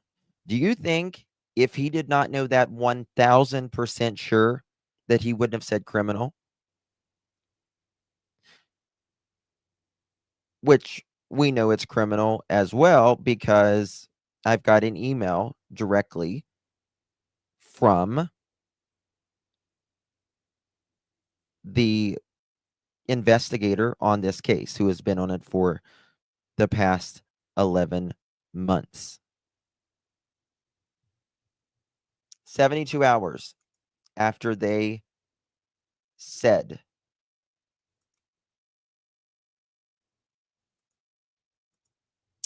this is now an investigation, no longer searching in the area.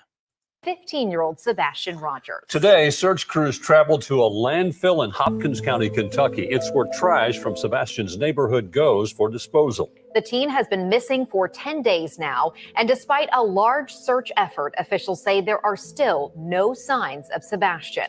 News 2's Adam Mincer is live at the landfill with more today. Adam. Here we go. Haley, we just heard a short while ago from the Sumner County Sheriff telling us more specifically that they spoke to the person who picked up Sebastian Rogers' trash that day he went missing 10 days ago, and that person told them exactly where that he dropped off the trash from that neighborhood. And that's where they've been searching all day. You can see over my left shoulder, there's a little bit of a tarp. It's in that area that we saw crews up until about 30 minutes ago. They've been here all day for about 6 or 8 hours. Now, just an FYI, law enforcement publicly said they did this out of an abundance of caution. That does not happen. I have shown you guys they do not get, you cannot get a warrant out of an abundance of caution.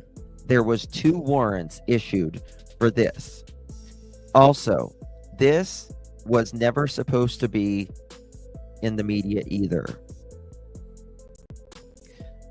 Someone found out that they were doing a search. It got leaked. The media came. They had to make a statement. This was not supposed to be out. This is not the only landfill that they did a search on, by the way. There was others. And none of them, of the landfills, were in the area that Seth's trash goes to. Total. I saw about 20 people. Let me actually show you a little bit earlier what happened. We have some drone video of that moment. There was about 20 or so people from Sumner County searching that area closely. And we saw them actually shifting through the trash using machinery to get through it as well. It seems like those people in those machinery are gone now. We spoke to the sheriff's office a short while ago. They say that their original plan was to keep searching until it gets dark. We're about at that time right now. And we have no updates if they found anything at all so far today. Now, as you were talking about, this is a precautionary move that they decided to make. They said that they're looking here just to make sure that they've covered all the possible questions and options about where Sebastian might be. Justin heard that the flashlight videos were taken to and played at the command center prior to issuing the Amber Alert. I don't know. I really don't know. Not sure about that. I would love to have seen KK and Edgar's face and their behavior whenever that was shown to them, though. Because KK and Edgar about combusted speaking about it in their own dining room with Chronicles of Olivia. I can't imagine being in front of law enforcement speaking about that, seeing their face and their behavior. You saw Edgar, you know, and you saw KK. So I think they got their answer right there when they showed him that little video. But it seems as we go into an 11th day, the search will continue. 93 more likes. We have a chicken party, mother chickens. Live in Hopkins County, Adam Mintzer, News 2. Oops. Tonight, Mayor. Okay, sorry about that. So, how about that? Now, let me show you another little something.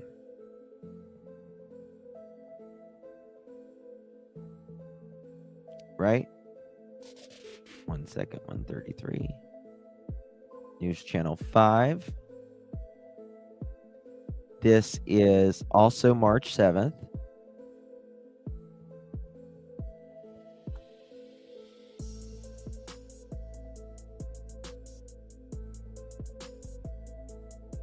Link will be provided in the description.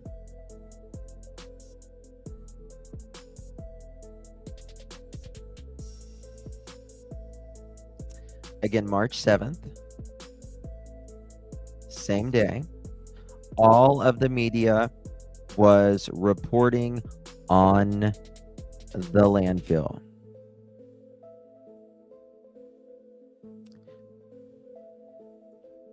Exclusive Sky 506. I'm Rory Johnston. And I'm Look at all of the stuff that they're going through. Carrie Sharp. Sebastian Rogers has now been missing for 11 days. And today, investigators turned their attention here to a landfill in Kentucky.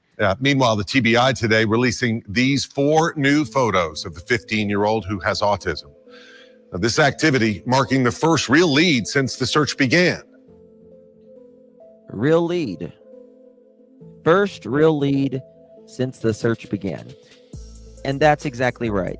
You had to have some sort of lead or intelligence that there is probable cause that you swear under oath that this and this and this is the reason that you believe something or someone in that landfill is likely to be there. And a judge has to agree. Tell Silver what? What are we telling our friend Silva? We love Silver, Mr. and Mrs. Silver.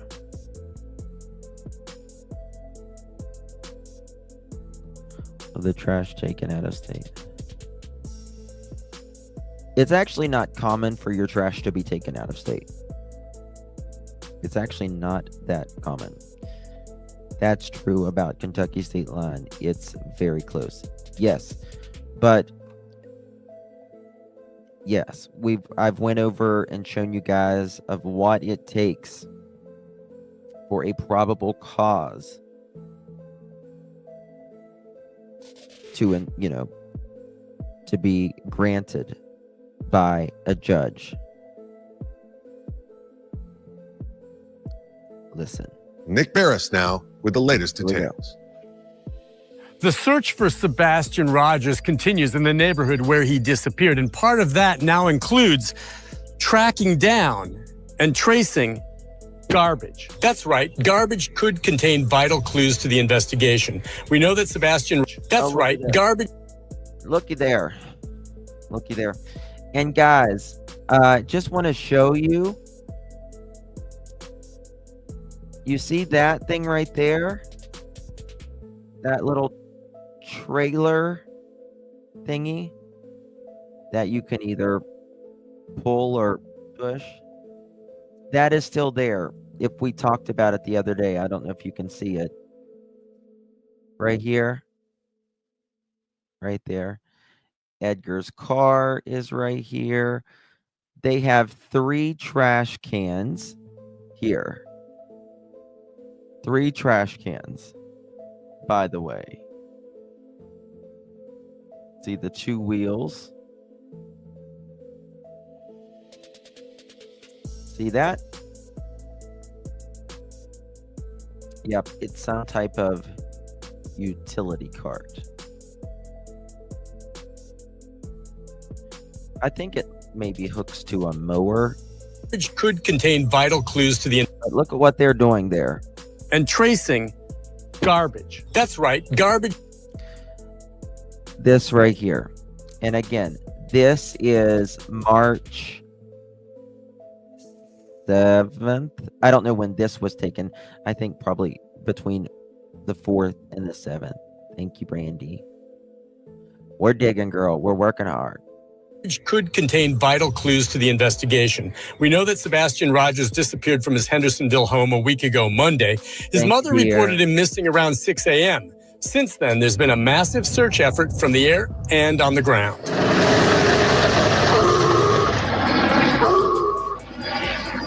It's safe to say crews have searched just about everywhere for the autistic teen within a 5-mile radius of the home and have found nothing. But one thing they did not search is the garbage, and that is why Sumner County deputies and Kentucky State Police spent the day searching a landfill in White Plains, Kentucky. Why there?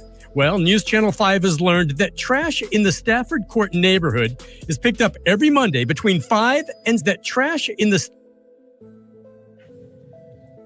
Which house is this? Does anyone know?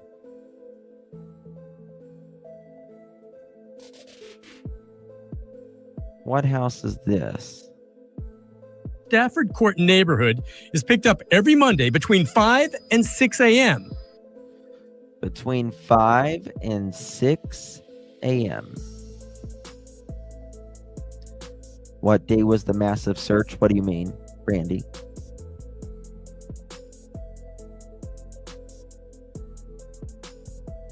The motorcycle trailer is already gone too. Yes. And I don't know why. Interesting, the story says his mother reported him missing at X time. Not that he went missing. That is correct. Very crucial, Lakeside Lawyer. Very good point, right? Mother reported, the mother alleges, the mother says we're operating under the assumption. If they knew that, I mean, but they're not saying what they know, right? But they're not saying that they believe said mother either. Yeah. Yes. If you look on the news helicopter video, I'll show you in a second. Like, I'm at 128. Okay, we'll go back to this. If you go back to February 27th, there is a trailer right here. A trailer. A little motorcycle trailer. It's not here.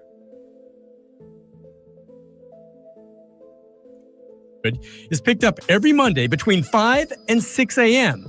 and it was sent to that landfill. So all the trash from the neighborhood dumpsters, including the trash bin at Sebastian's home, was picked up and gone before the teen was even reported missing.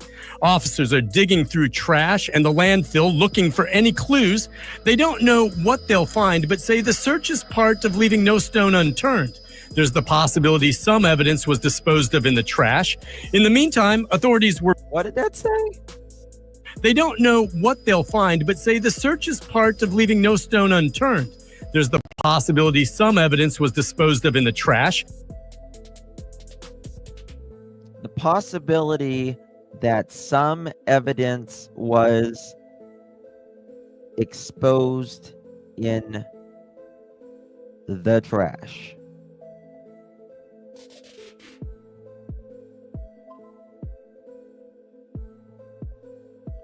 No, Angel. Well, let's be real, right? If Sebastian walked out on his own accord, he would not have thrown himself or anything of his in the trash because he didn't have anything. And there's nothing to show that he even walked off. In my opinion, Canadian Cookie, yes. Edgar does not mention anything. He will not speak about any sort of cameras in the house. He won't answer that question. Could be burner phone, sure. Could be Judy. It absolutely could. Edgar and KK give 100 million reasons why he wouldn't walk out, yet they directed the law enforcement to go with that theory rather than freaking out and insisting the only explanation is an abduction. Yes.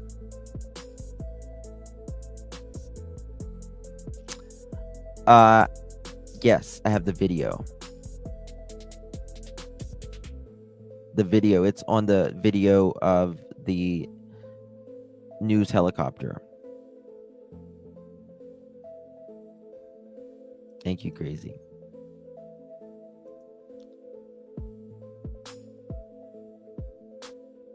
Yeah. We're on the right side of history. In the meantime, authorities missing. Listen. Officers are digging through trash and the landfill looking for any clues. They don't know what they'll find, but say the search is part of leaving no stone unturned. There's the possibility some evidence was disposed of in the trash. Some evidence was disposed of in the trash. In the meantime, authorities were back at the family house today in the backyard appearing to take photographs. No one is giving up on the search effort for Sebastian, but at the part of leaving no stone unturned. 1 second. There's the possibility some evidence was disposed of in the trash. All right.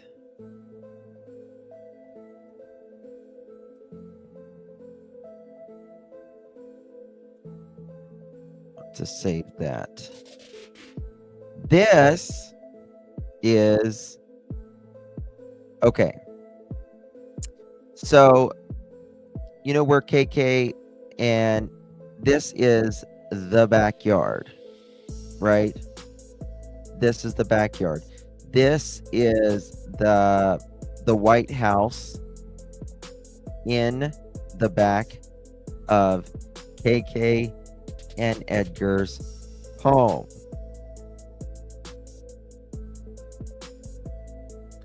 They were back there on March 7th, 2024.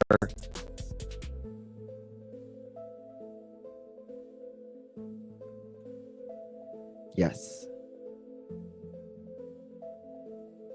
Ray Charles can see what happened. Yeah, John, I agree. So can Helen Keller. In the meantime, authorities were back at the family house today in the backyard appearing to take photographs.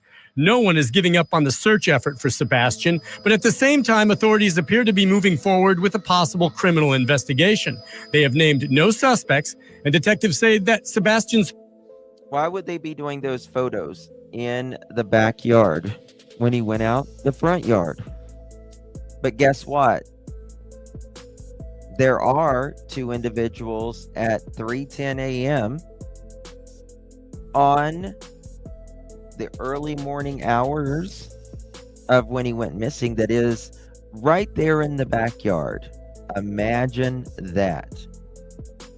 I think the only thing left is either one, locate car and find evidence in it, and or locate Sebastian. Otherwise, you can't charge anything other than obstruction, abuse, neglect, or making a false police report.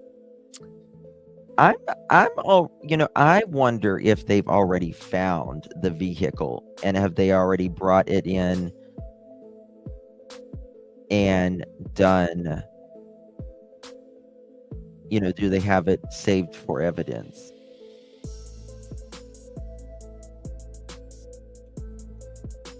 Same day, momming it up. Same day.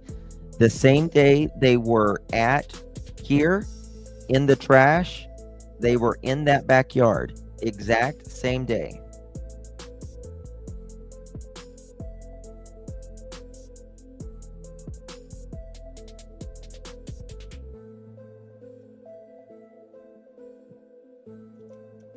Family has been cooperative. As this investigation continues to evolve, authorities are still going through security camera video obtained from homes in this neighborhood, and they do continue to depend on tips from the public. In Sumner County, Nick Barris, News Channel 5. Nick, thank you. Anyone with information about this case is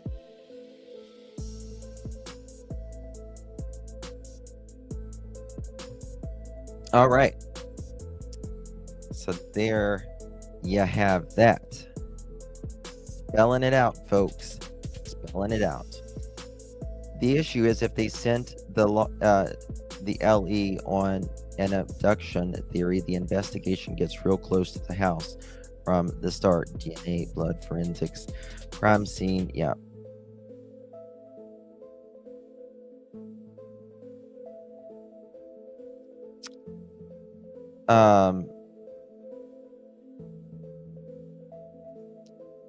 Oh, absolutely. Absolutely. I mean, the case they're doing now, what's the case that's now? That little, that baby was found. Never mind. All right. Hold on one second. I want to find something here. Bear with me. Bear with me, guys.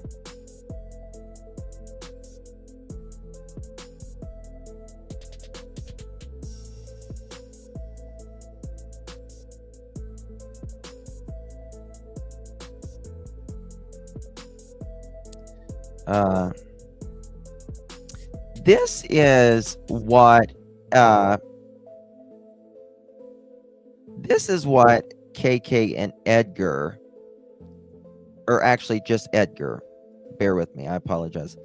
He says in the interview with that he was triggered on, I won't name that channel anymore. Apparently, quote, apparently he, meaning Sebastian, doesn't sleep a lot at night and he's more active at night. EMA director Ken Widener said, quote, he'll probably sleep more in the day, so we hope he's laying down and resting. This was day number 2 of Sebastian missing. Day number 2.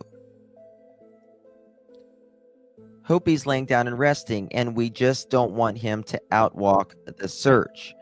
The ground that they can cover on foot, we know, and we're working with that. We're putting that into consideration when we create the areas that we search. However, Tuesday afternoon, Craddock said there are still no sign of Sebastian. Multiple agencies remain on scene Tuesday as the search continued, with officials urging people in the area to check their surveillance.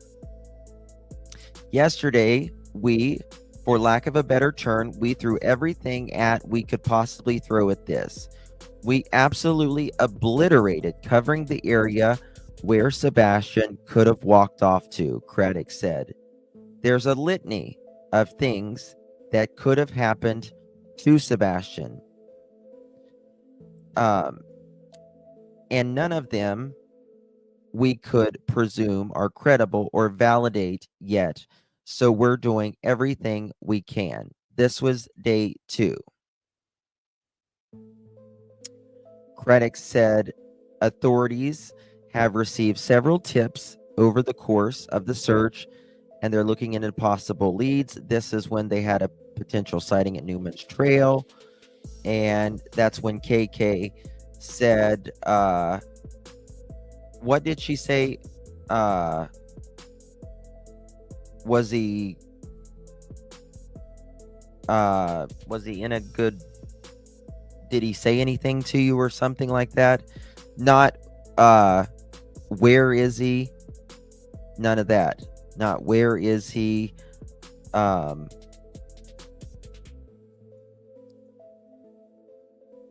Stuff like that.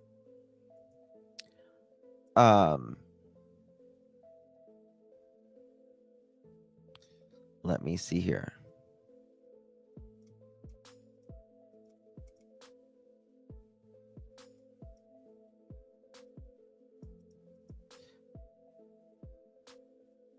We're concerned about the weather because we don't know exactly what he's dressed in, and we could have some flurries tomorrow. The storm, so the wet, and you lose body temperature 30 times faster than when you're dry.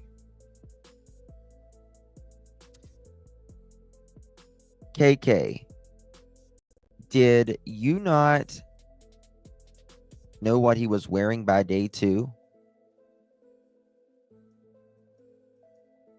Did you not know?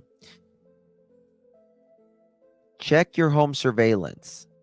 Just check. If you see something, call us. We'll come out and look, he said. I think that's what's going to break this case, is somebody's home surveillance seeing something. Okay? Now, let me show you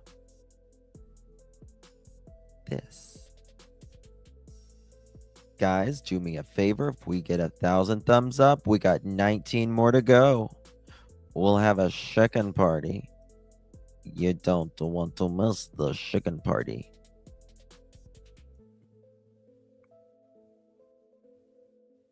Okay. Now,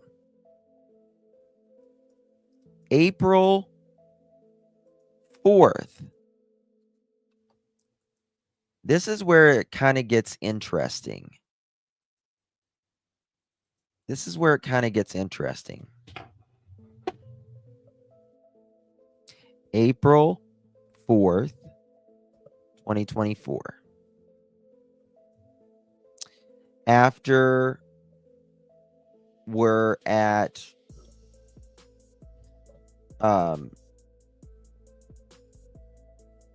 5 weeks, 6 weeks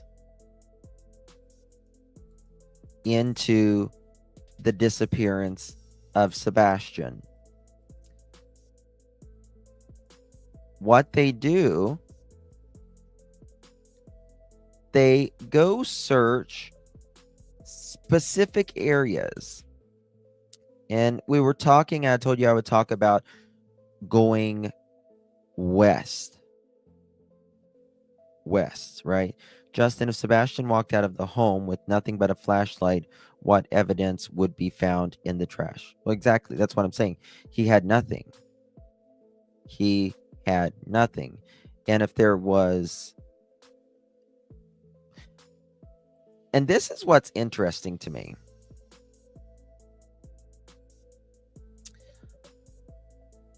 The trash was taken out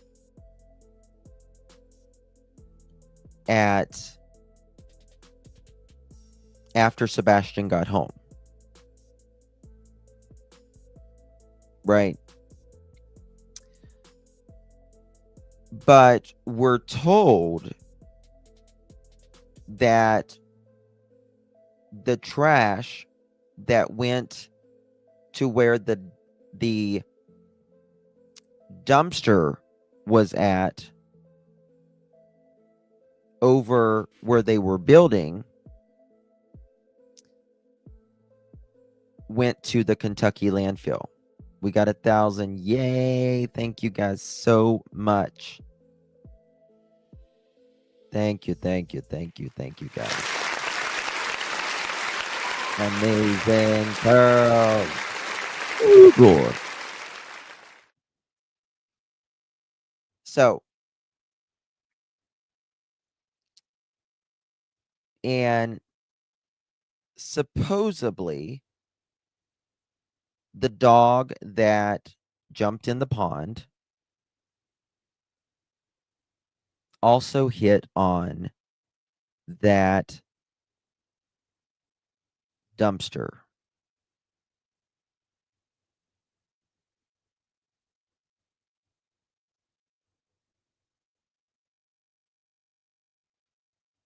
In my opinion,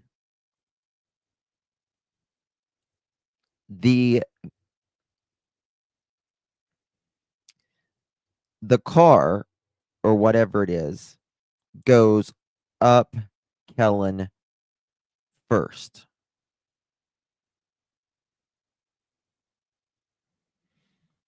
I really want to know how long it was up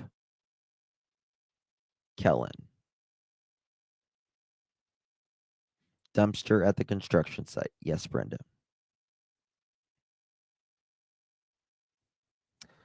Was anything handed? Was anything not handed? Was anything dumped?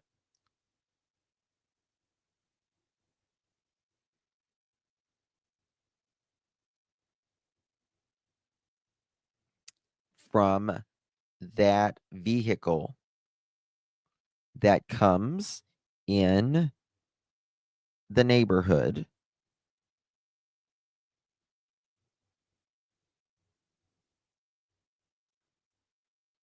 they go over there, throw whatever.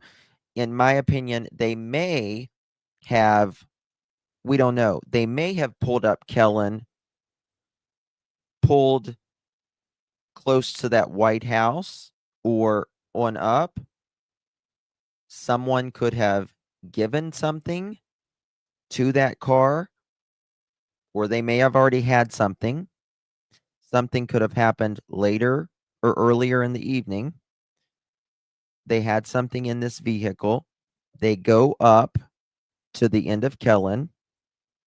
They take whatever they have, dispose of it in the dumpster. Then they go and wash their hands in the water, in the pond. And then they come back. They come back down Kellen. And then they go to right there on the corner of Stafford and Kellen. And then we see the person, the flashlight videos. The person gets out of the vehicle. They go to the house. Two people come back. They do something around the trunk or the back of the vehicle. The person gets in the car. The other person runs back to the house. What did Meep say? Hey, Meep. He didn't shower for school Monday morning. Must not have. Nothing. Thank you, my dear. You get what I'm saying, guys?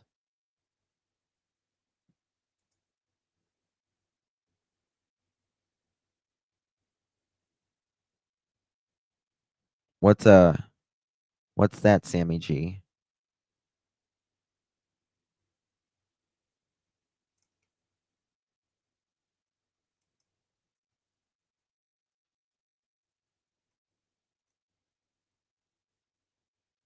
He would have had showered. Oh, the sea bags. I was the first one to ever mention the sea bag. I think Betty calls it a pickle bag.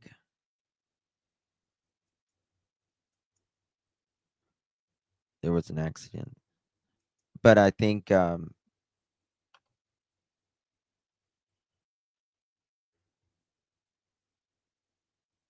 why would you wash your hands in freezing cold muddy pond in February?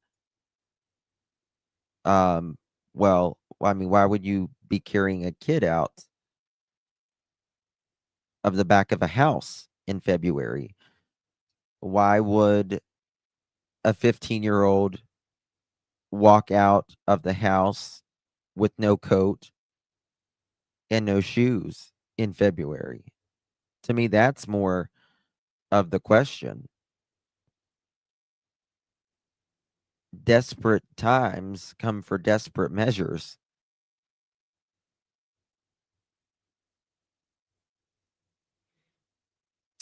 I don't think it's unrealistic to wash your hands. In fact, I would love to know. Water's water in a pinch. Sure is.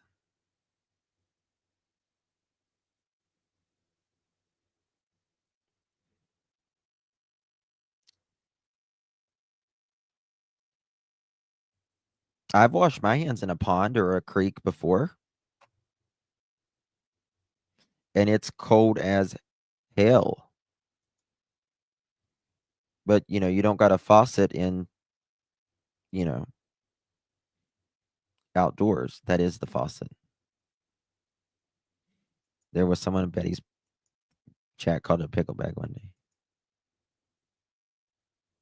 The way you put it, but how did the person in the car get whatever they put in the dumpster? Well, that's what I was saying, Sammy G. Two ways it could have happened, in my opinion. One, this individual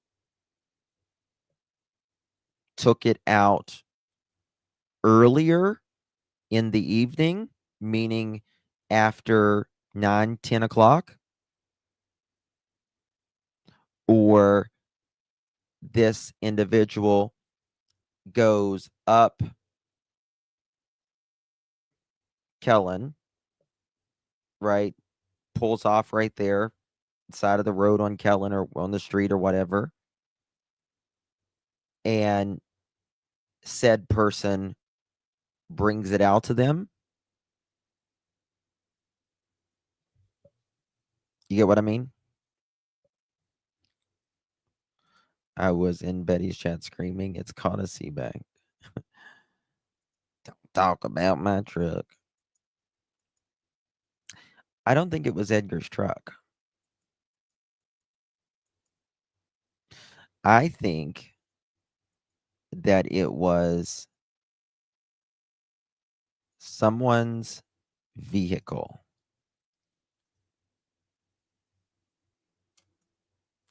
All right. Now, let's get back to this. This is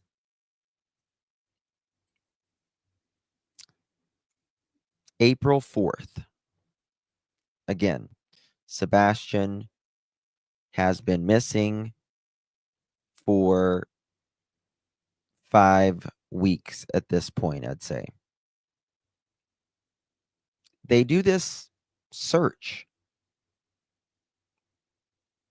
out of nowhere after we know, that they said they're stopping searching. We know that Nick Barra says he's telling you it's criminal. We've got the landfill search. And then they just start searching again, all of a sudden, in specific areas. Searching for Sebastian Rogers. The 15-year-old was reported missing on February 26, and there have been no signs of him ever since. Peyton Kennedy, live at the command post now near Long Hollow Pike in Hendersonville with what crews have been focused on today. Peyton. And Nicole, when Sebastian was first reported missing, we saw extensive official search parties here on the ground, but with no sign of him. That scaled back on March 4th. Listen. Now on April 4th, we are back here once again for an on-the-ground official search party. So here's a look at those efforts from this morning. You really couldn't drive far along Long Hollow Pike without seeing a search party working through the fields and properties along the road, or without seeing a sign with information about Sebastian and the number to call if you have details on him or his whereabouts. Now look, this is a big search. March 4th. Now we go to April 4th. This is a big search on April 4th. It's targeted though. Again, that number is 1-800-TBI-FIND. Now, the command post is behind Long Hollow Church. It's not far from where Sebastian's mother and stepfather live and where the teenager was reportedly last find. Now, the command post is behind Long Hollow Church. It's not far from where Sebastian's mother and stepfather live. Behind Long Hollow Church. And where the teenager was reportedly last seen. Officials say that they are not ruling anything out in this investigation. This was originally announced as a 2-day search, but as to whether or not it will roll into a 3rd day will depend on what they discover today, if anything. We'll be keeping you posted all afternoon live here in Hendersonville. For now, Peyton Kennedy, News 2. Right? Lots of people. Lots of searching going on there, right? Now,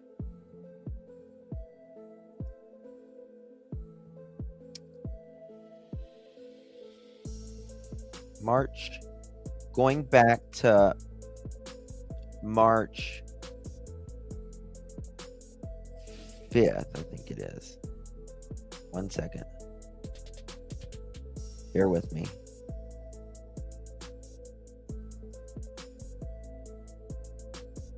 Bear with me.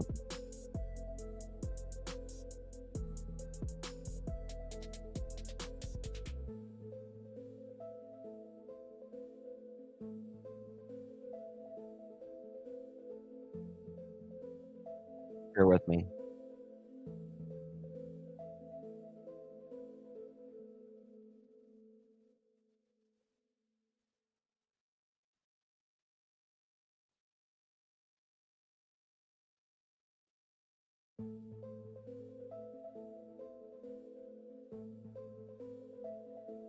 Just bear with me 1 second, y'all.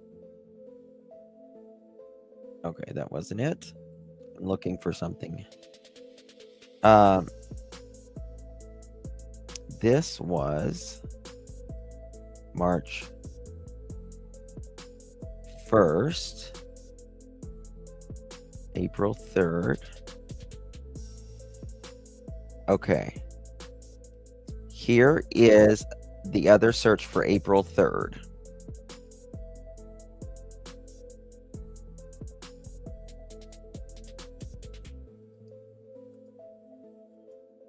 Link will be provided in the description as well. April. Okay, here we go.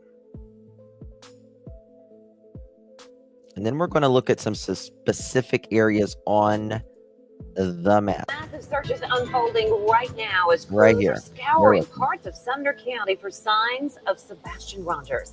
Now, he's the 15-year-old teenager who's disappeared from his home. This was just over 5 weeks ago. Thanks for joining us here on WSMV4 at 12:30. I'm Holly Thompson. And I'm Amanda Harris. So hundreds of people are involved in a new search effort happening right now. But as Joylyn Bukovac reports, there are no new leads so far today. There are crews here from across Middle Tennessee who are out here right now searching for Sebastian Rogers. Sorry, We have Linda. the TBI and Nashville's Office of Emergency Management here, along with Hendersonville, Smyrna, and Rutherford emergency crews. They've been searching around homes off of Long Hollow Pike near Shackle Island, where investigators say Sebastian was last seen weeks ago. I've been told search crews have not found any evidence or trace of Sebastian yet, but they plan on searching for the next couple of days. Their command center is set up right here at Long Hollow Church. Reporting in Sumner County, I'm Joylyn Bukovac, WSMV4.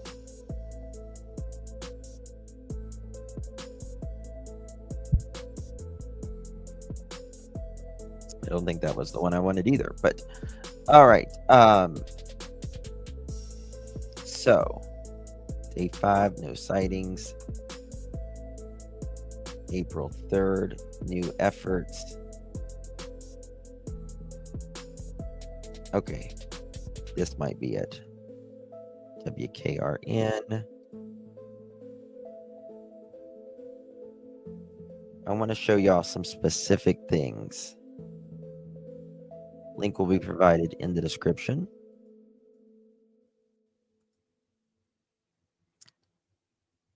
Does Long Hollow Church have a basement? Probably.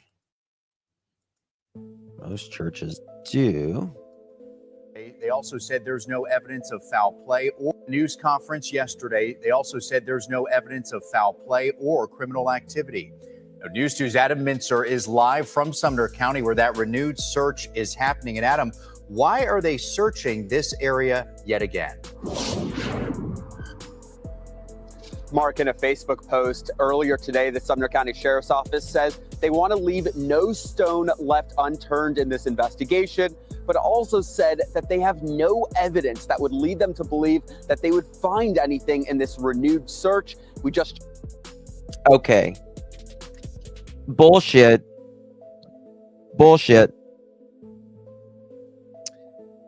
They obliterated the area. Eric Craddock said, obliterated the area. And then a month later, they're looking in a specific spot, specific area. They have no reason to look there, but they just want to leave no stone unturned, but they did a 10-mile radius. They wanted to check for something. There's always a reason. Checked in with the Sheriff's Office, and they tell us that there is nothing that they found today so far that they are aware of. Now, this search has been conducted by multiple different agencies, as you said, more than a dozen by my count. They've searched Long Hollow Road up and down, including areas with creeks, wooded areas, neighborhoods, even behind the local high school. Now, in those dozens of agencies, we've seen ones big and small, from the FBI, TBI, Metro Police, smaller departments like the Lebanon Police and Fire Department, as well as the White House Police Department and MTSUs. Now, Mark, this is a 2-day search, so we're expecting renewed efforts back here tomorrow. Back to you. And Adam, one question for you. What about that pair of glasses that Sumner County officials said they found in the past few days? What's the latest on that part of this investigation? Mark, we heard today from Sumner County that those glasses are not connected to the Sebastian Rogers case, meaning that so far in the more than a month that this investigation has been ongoing, we have not heard of any evidence or actionable or leads so far in this investigation. Reporting live in Sumner County, Adam Mintzer, News 2. Okay. Tonight, a big. All right. So, I'm sorry to say this, but there was no scent of specific Sebastian. Well, it just means he didn't walk, right?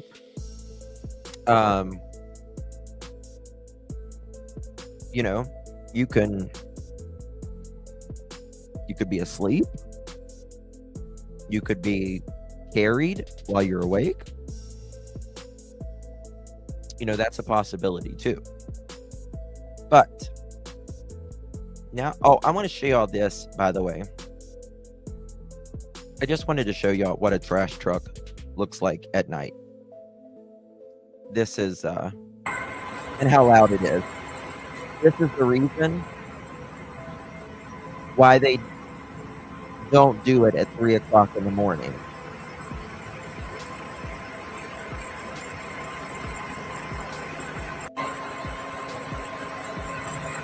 I also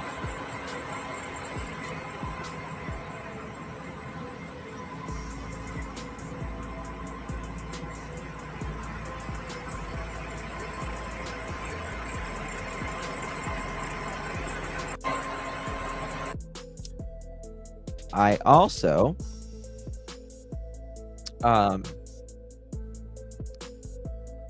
showed you the actual trash truck in the neighborhood from a news clip before, by the way. All right, moving along.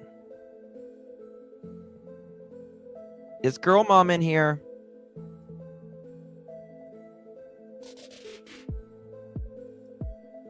Is she in here?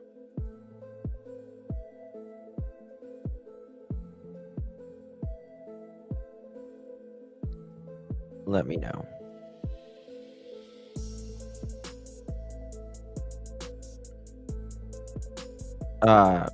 Bear with me 1 second. I gotta show you something. Catching up to. I can tell you that, in fact. Okay.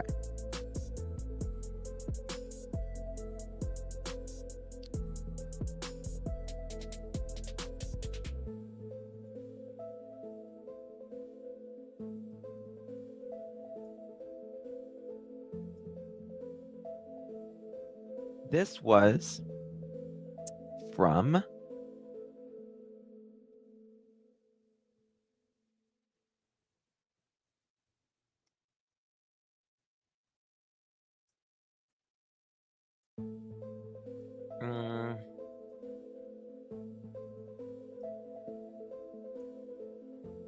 Is Girl Mom in here? Let me look at chat.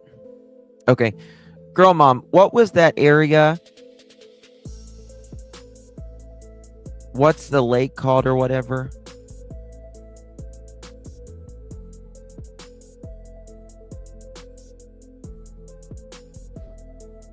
I want to pull it up on Google Earth.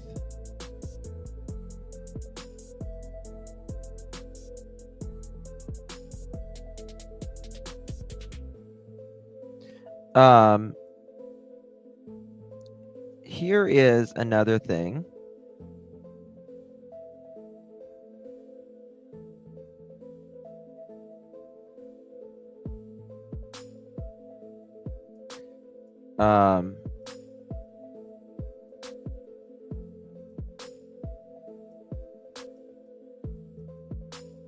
Bear with me. Here it is. First, I want to show you all this while we're waiting for Girl Mom on that. Okay.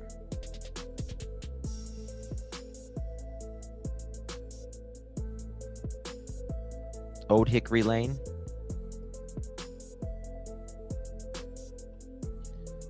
Lauren from Facebook. Love Lauren from Facebook.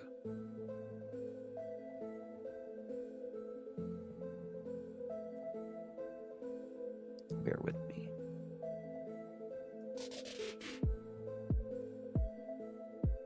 Just putting.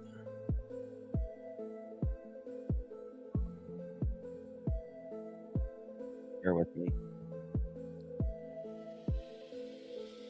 Bear with me.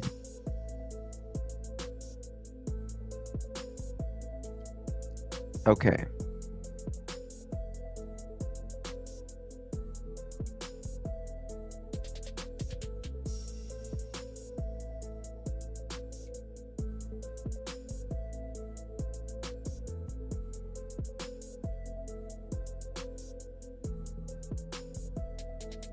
Okay. Old Hickory. Norman Lake. There we go. Okay. Okay. Justin, can we kill the music? It's annoying and distracting. Yes, I can turn that off while, as long as I'm not playing a video, I can. Yes. That's my hubby's video. How you doing, Dirty Diana? Your hubby is amazing. And so are you, girl. How are you doing? Thank you, Dirty Diana. Dirty Diana. Sorry. Okay. Let me. I get ahead of myself sometimes. All right. Lauren from Facebook. Only one person has ever been able to confirm Edgar's alibi. The person identified will shock you to the core, let me tell you. Okay. And it states right here, but I've got the bigger one.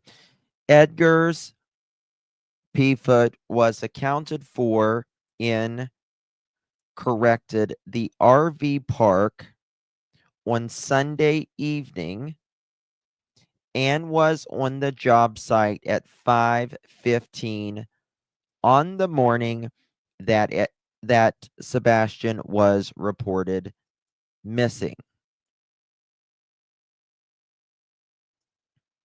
Yep, I've got Norman Lake. Thank you so much. Okay, we'll get to that in a second, guys. Now, what we're going to do in the upcoming days, we're going to work through specific scenarios. If Edgar could be at work by 5:15, is it possible? We'll work through those in the next day or two. Now, we did a follow-up. This is Heather that wrote this. We did a follow-up on the lead. Okay, well, okay, never mind about that. Many of you have questioned what we, Chloe, DXM, myself, and our teams, and we have been doing. I cannot share with you any detail. I'm sorry about that. However, I promise to be working hard for Sebastian. Okay, blah, blah. All right. This is what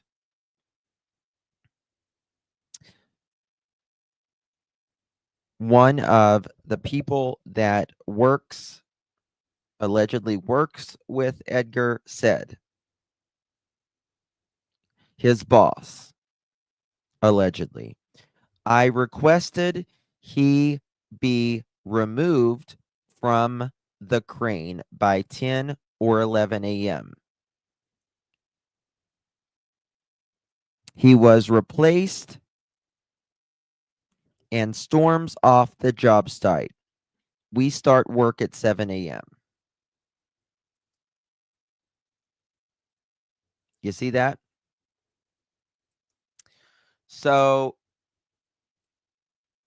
if he's there at 5:15, why is this person saying 7 o'clock? And again, why would Edgar be there at 5:15? Remember, the latest he would have to leave or get up in his camper would be 4:30 in the morning if he was to be there at 5:15. That is the latest he could have gotten up. Went to bed at 1, got up at 4:30. 3.5 hours of sleep. And I can tell you something. I know where Heather is getting the 5:15 from. I know where she's getting that from. She called someone and they said 5:15. Now, I don't know if that person is legit or not, But Edgar says he leaves at around 10 or 10:30. Now, if he requested that he be removed by 10 or 11, was he just going through the day? That's what I'm wondering. Was he just going through the day that morning bitchy and just didn't say anything about his, his son being missing? His stepson being missing? On X, the comment also says that Heather and SF are exes. Oh, damn.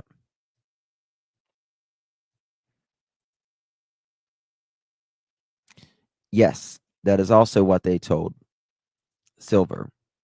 It's I think it's what they told Betty, too.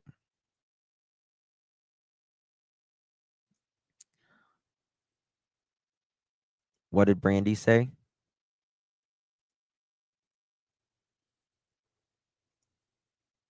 I don't know about that. But both what Heather is saying and what this person is saying, both cannot be true. Both cannot be true.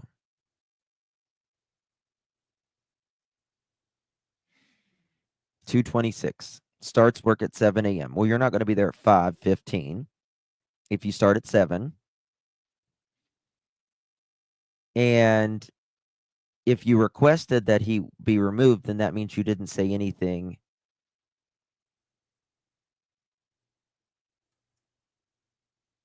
to your bosses to let them know that you had a missing stepson.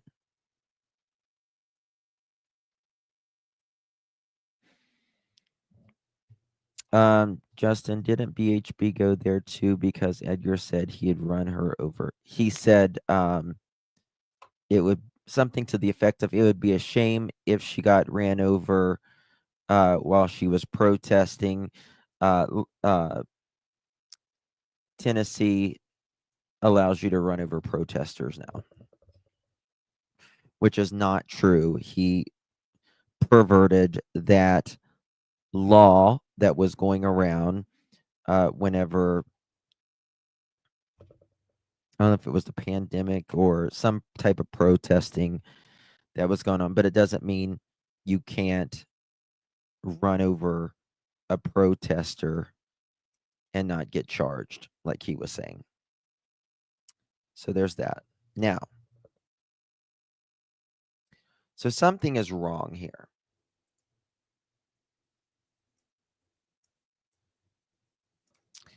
Lauren from Facebook also says, this is so insane. Wow. Kathy's #1 supporter is a lady who helped her brother dispose of a woman he unalived and dismembered, along with their mother who also helped with the disposal. Damn.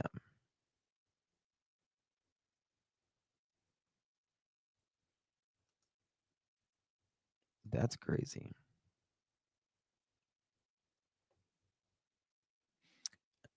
He can be in Hendersonville and then show up for work in the morning if he was involved and had a help or law enforcement.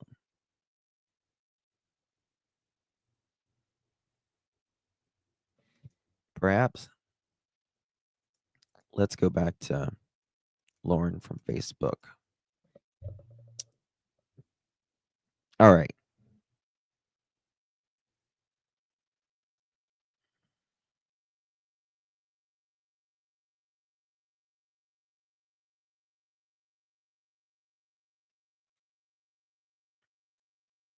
Wow, she really posted this. She didn't take the photo of the box.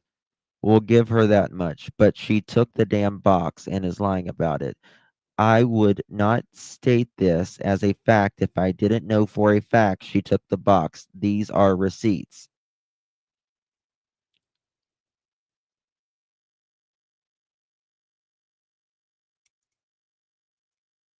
Okay. Is Justice Warrior is that Heather? Oh yeah, it says Heather at the bottom. Okay, that's fine.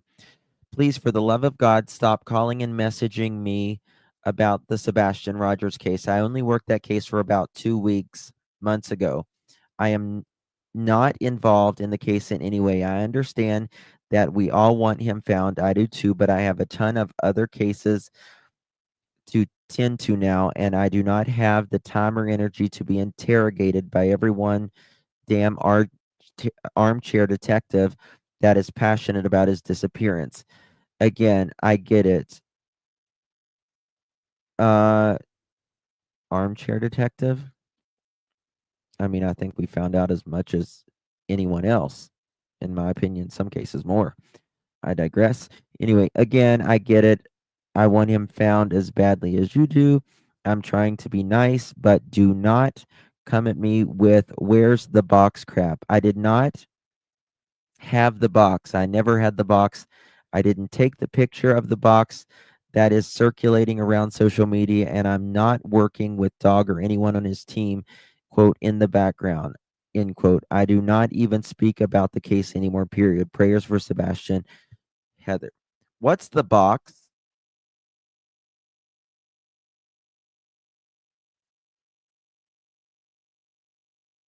What does the box mean?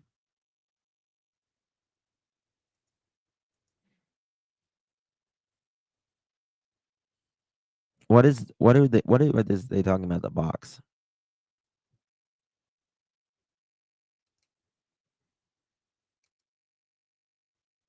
Um She says, I'm also curious who's supposedly calling her, handing her out the box, or why she feels the need to explain to us. These are the receipts.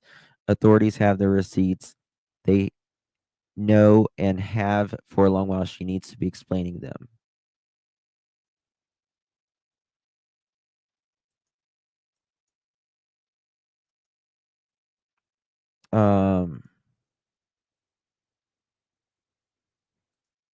I don't know what that means.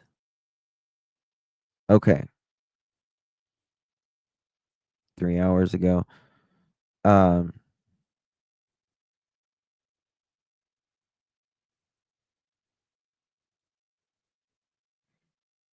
Bear with me. Access denied. The Proudfoots and the Bower Sox do not want dogs searching in their property. Edgar P. Foot. Oh, yeah. This is whenever Justin play evil. Okay.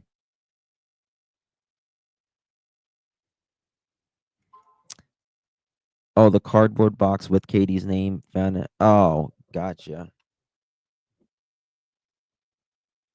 I'm not so sure about all of that. Okay.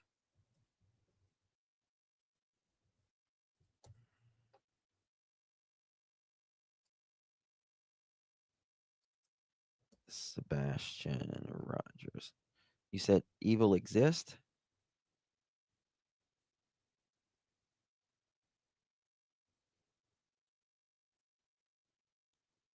Did you say evil exist? Hold on.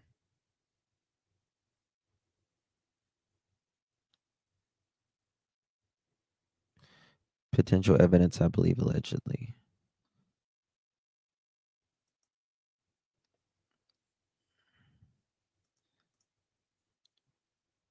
Okay. I'm not really interested in the box, to be honest with you. I don't think it's anything. But this is where he denied it. And this is where Mr. P. Foot 7 months ago, more or less, in my opinion, threatens CJ. Also, Mrs. Catherine Guy Bauer Foot. ACC. Setting foot on my property is not a move I would suggest that she make. Thank you for the info. It is really appreciated. Ugh. Can't with her. All right.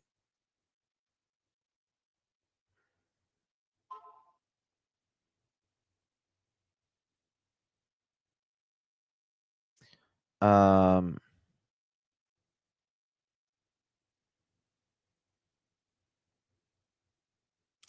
I have a good idea for questions. Let's ask Seth if he had allowed cadaver dogs on his property. I guarantee he would if he hasn't already. Then ask the same question to Chris and Kathy. That'll shut the trolls up in a hurry. She's right. Right? Just like we have asked, Seth will do a lie detector test with you guys. Y'all can all do it at the same time. That as well, too. But guess what? That won't happen. By the way, Seth and Tony are going to appear on the Lore Lodge next week.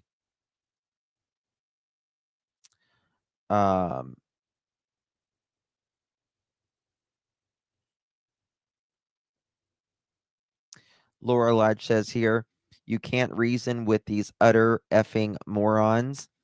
It's just complete projection. Edgar admitted to hitting his stepson, multiple times.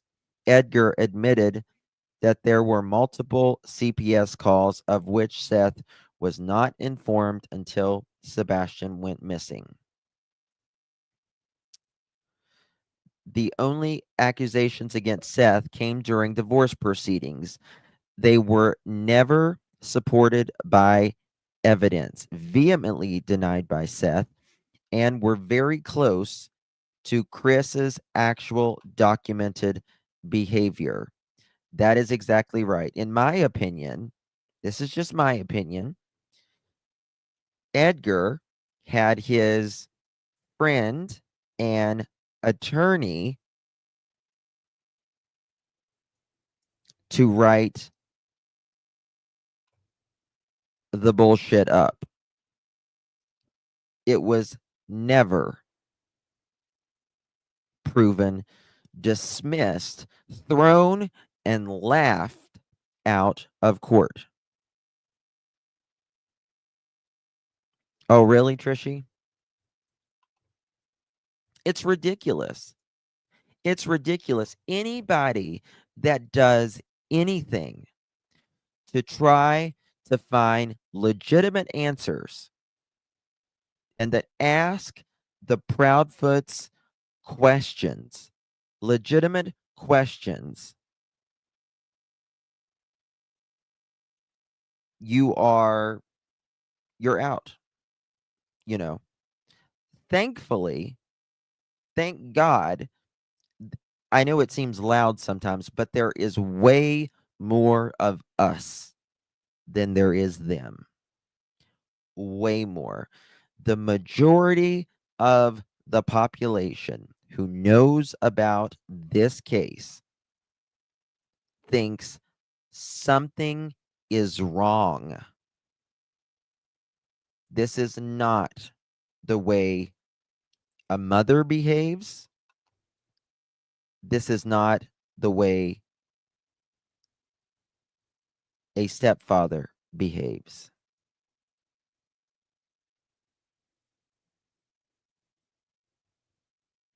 There was a video audio of coworker that said bad attitude and had him removed from Crane. What did Brandy and Indy say? Nancy asked KK about a couch in front of a door. Yes, like Summer Wells, and Edgar follows true crime too.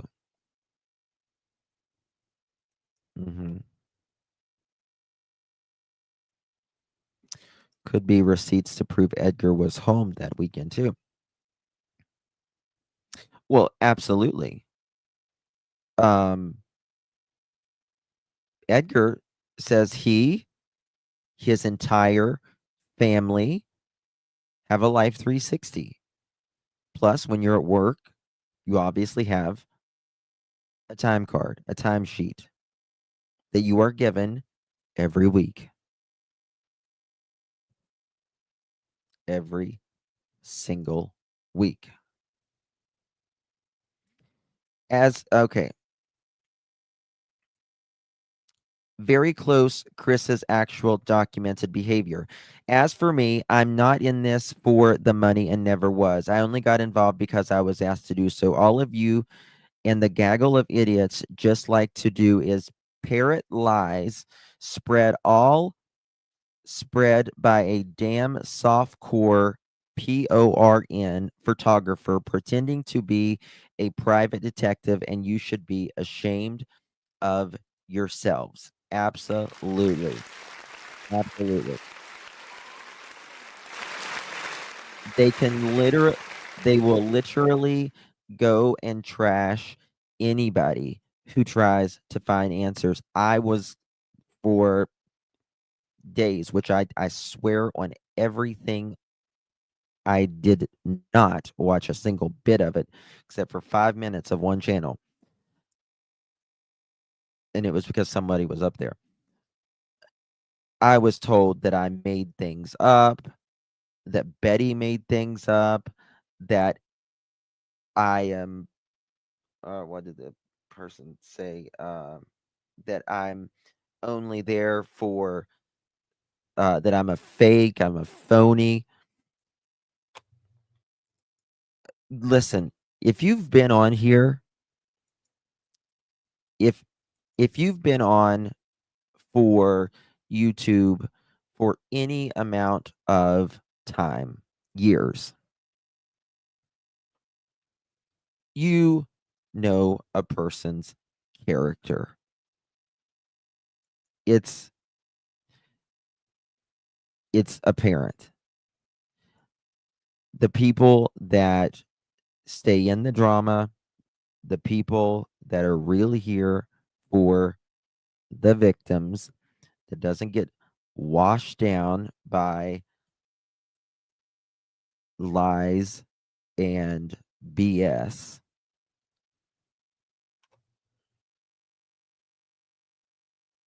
We'll get in their asses.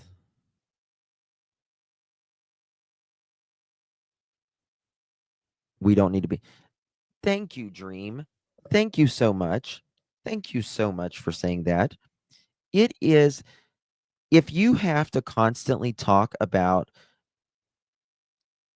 people that you, the creator, don't like, and you have to constantly try to convince your audience to not like them too, and many of the audience members will follow that creator.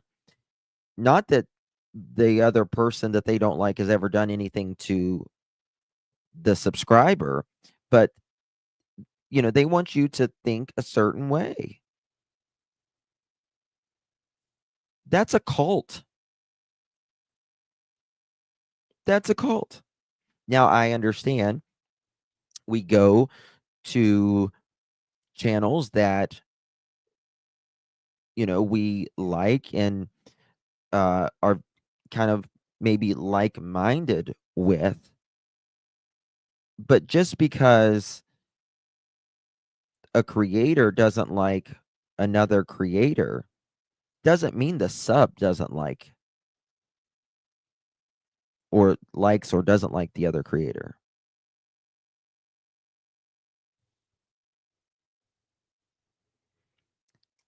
I don't have room anymore. Oh my God. Yeah, I just showed her yesterday. She's literally 3 feet behind me. In fact,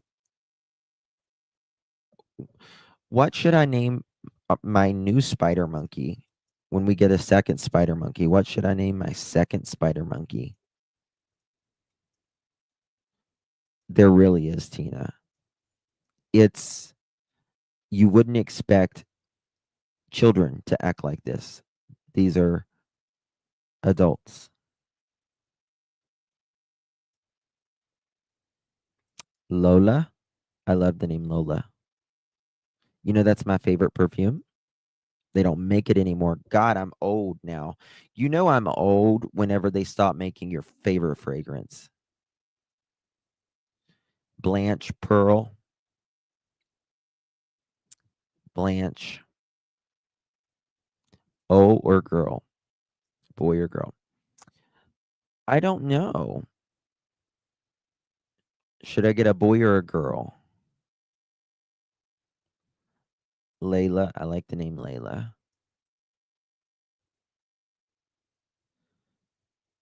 Crazy country girl, because I'll tell you. They make too much money. They bring the revenue in for the company. And that's why it's overlooked most of the time. Just the way it is. And that's just the truth.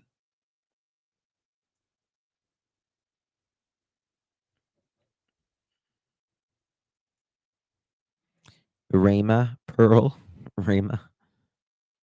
Boy, and name him Ross, like friends. Boo Boo. It's a boy, just anything but Edgar. I don't know, we'll have to see.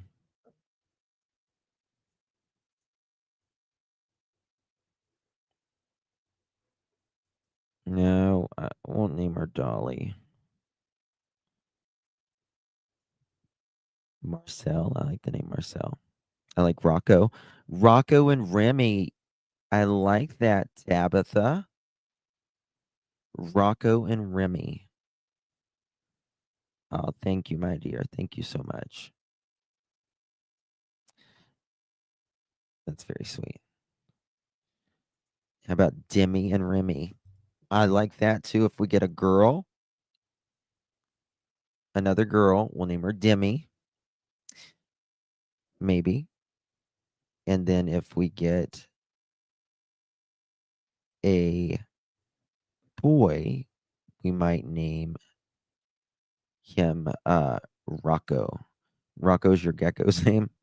I am a gecko, not to be confused with a Geico, which could save you hundreds on car insurance. Thank you, Mountain Mama. I appreciate you, honey. Thank you so much. I'm here for like literally I don't know why everyone like worries about what others say about like your people know you. You watch me literally some of hours a day. So I know many Panthers. That's why I got a girl to begin with. I wanted a little something to dress in pink. All right. I need to show y'all something as well. I got so many things here. It's insanity. What was I going to do? Okay. Oh, the Google Maps. It's a specific neighborhood. They were looking and asking for camera footage from Fountain Brook in Hendersonville. A couple of people in that neighborhood said law enforcement was asking for their footage. Norman Lake. Let's see here. Norman Lake, Hendersonville. Okay. Girl mom, are you still here?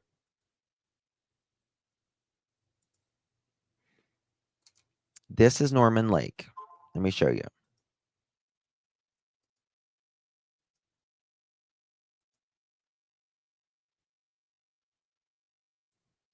This is Norman Lake right here.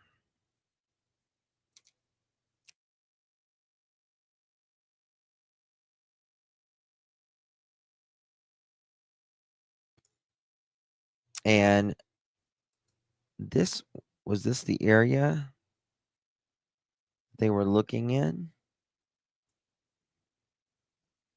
Anderson Road.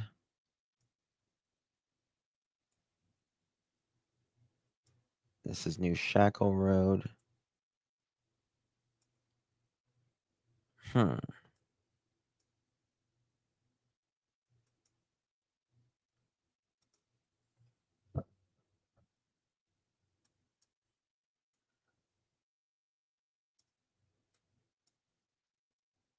That's the lake.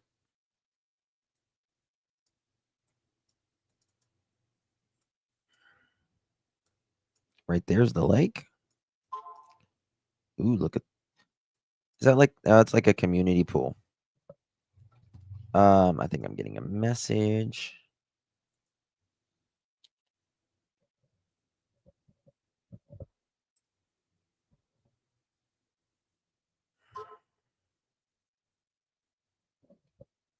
Is Girl Mom still in here? That's got to be like an unofficial name if it's not. Timmy. You want a cockatoo? 1 or 2?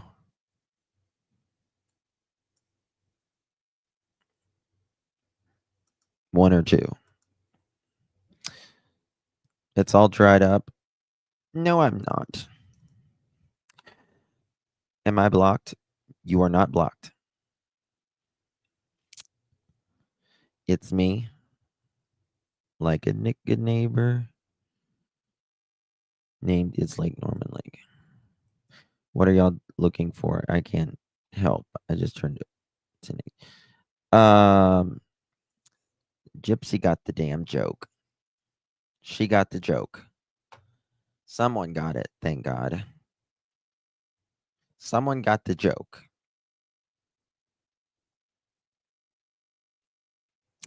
No one else got the joke. Kelsey got the joke. Okay.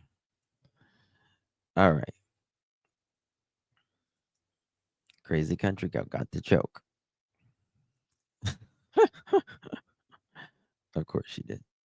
She said, I want a cockatoo. And I said, do you want 1 or 2? You kind of got to think a little dirty. I was laughing silently. Take 1. I got the joke. I only take 1. Okay. Sorry. In my 60 local years, I have never heard of Norman Lake. Well, there we got it. My text is from my heart. Okay.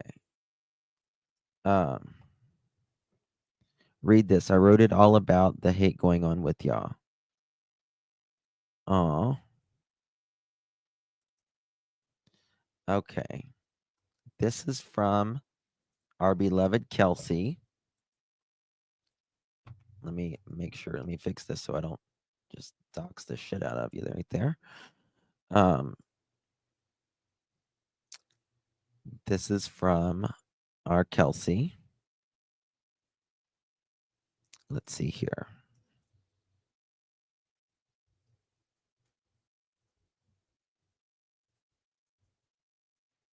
I need to text Girl Mom after this.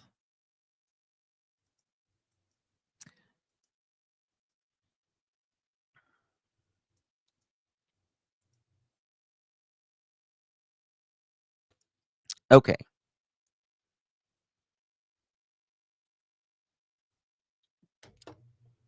A business in town said KP was there with another guy one night, just wondering who that was.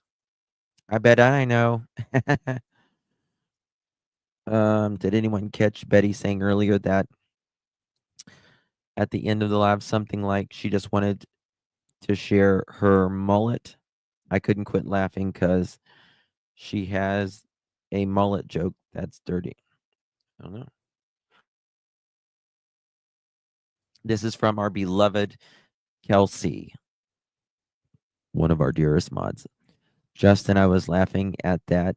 And also where you said, no, it's not dried up. Yeah. Yes. You know, the last time someone said it was all dried up. The last time I had a pap smear, The doctor needed rubber gloves and an oyster shucker. How about that, mother chickens? All right, let's get on with it. This is from Kelsey, our dear Maud.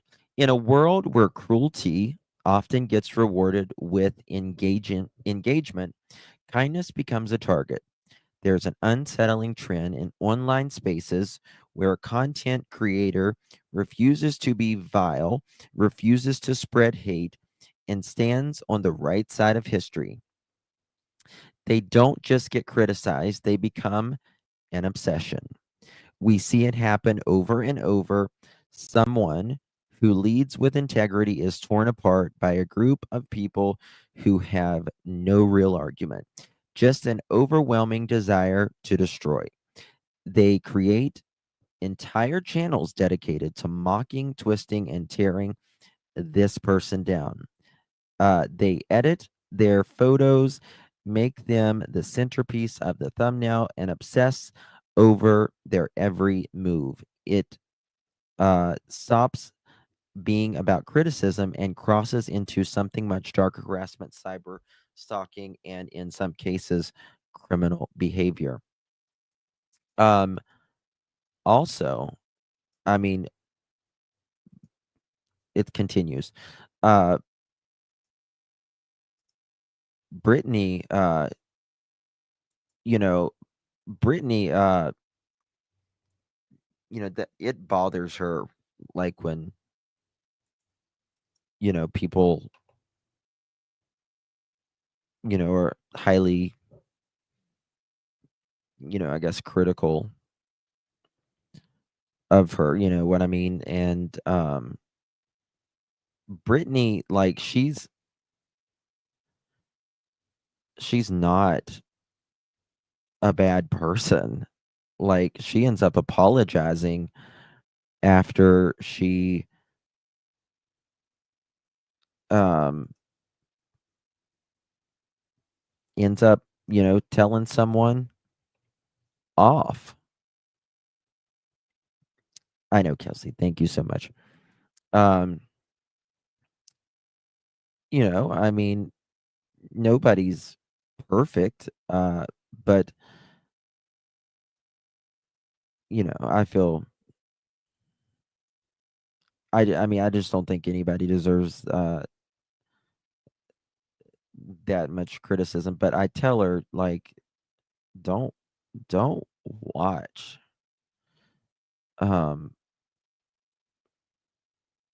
But okay, let me continue. What makes this even more disturbing is the lack of consequences. YouTube and Google allow it to continue, seemingly turning a blind eye to the relentless targeting of one individual. Why? Because drama makes money. Hate generates clicks. And if you're the kind of person who doesn't weaponize your platform for destruction, the system isn't built to protect you. It is built to reward those who do. So, what does this say about the state of online discourse? That being decent is a liability, that standing for what's right means becoming a punching bag for the worst people on the internet. The reality is that social media giants aren't invested in protecting creators from the kind of obsessive harassment, leaving good people at the mercy of those who thrive, tearing others down.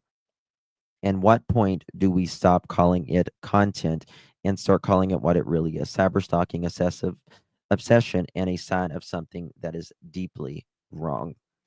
Very, very, very, very good, Kelsey. Thank you so much. That is absolutely beautiful. Thank you. So, I hope that I'm like Brit. I care much about what they I care too much about what they think of me, and I could never be a content creator. That's why I admire you, just because you don't let it get to you. Well, the thing is,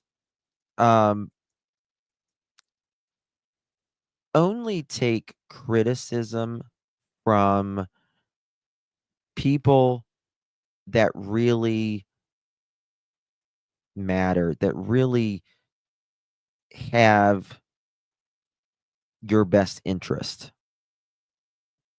at heart, right? Um, you know, I know most of you guys in here, you guys come in here, we get new ones all the time and they continue to come in. So, like, I know my subs, my regular subs, right? And if you guys came to me, and I know it's from a good place, and you say, well, I'm this or this or this, then I'll accept it. There's nothing wrong with criticism when it's coming from a place of truly caring um, for the best interest of the individual, right? There's nothing wrong with that. But um, there is a lot of people. There's a lot of mental illness, right? There's a lot of mental illness. Um, and there's a lot of untreated mental illness. And there is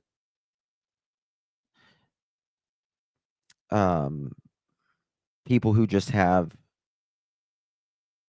they're frustrated, they're mad, some jealous over, whatever it is. And they have too much time on their hands.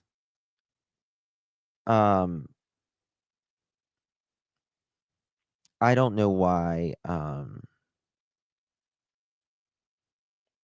like, if it's not a part of, like, a case for the reason, like, if you're in true crime, like, the reason, like, if you're not working the case and it's just, like, another creator or something like that, like, I don't understand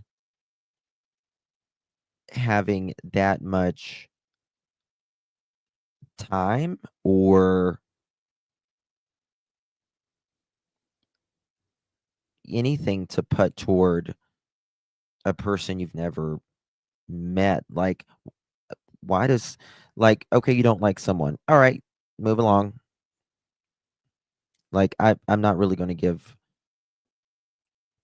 two shits really about someone who, it's usually something that they're angry about, and it's just a way to, like, to constantly, put someone down for whatever reason. Whether, Brittany breathes hard or she falls asleep 20 times a night. Should she uh probably go to bed earlier? Yeah, probably at times, but uh so what? It's her audience. And as long as they're there and they're supporting her, who the hell cares? Who the hell cares? I don't care. I don't care what So the thing, I usually don't ever talk about any of this stuff. I don't know how I just got sucked in this. Probably because Kelsey here. I'm not blaming you, Kelsey. Thank you. But what I'm really afraid of, what I'm honestly afraid of, and I don't want this to ever happen to anybody. To anybody.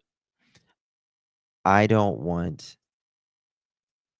a person to have a moment of not thinking clearly. You're exactly right, Trishy.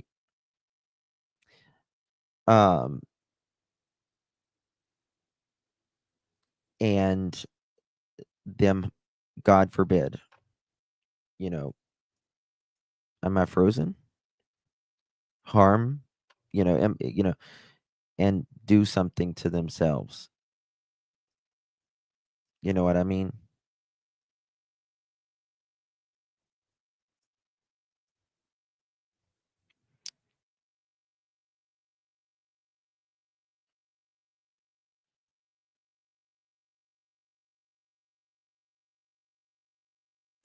So, I never am I frozen? She's saying that I'm frozen.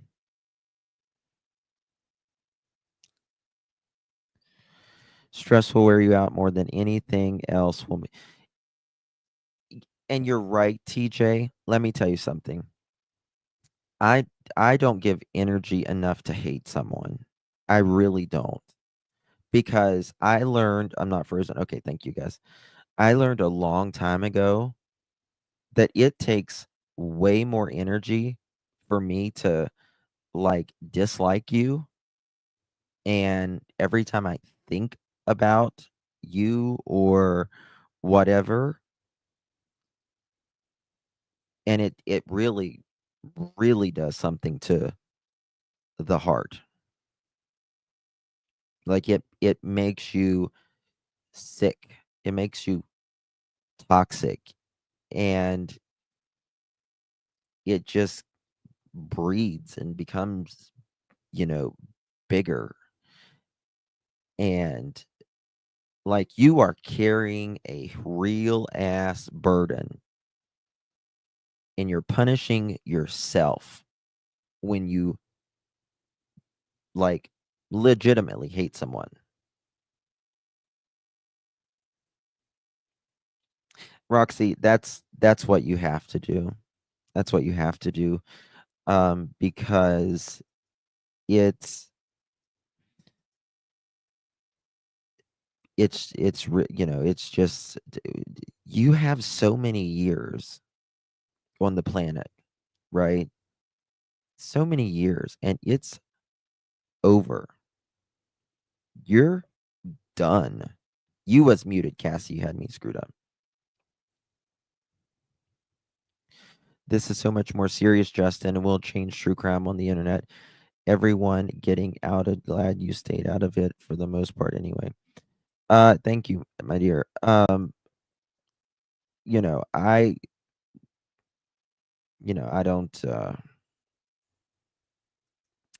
I don't know if it's gonna change, you know, anything, to be honest with you, as far as like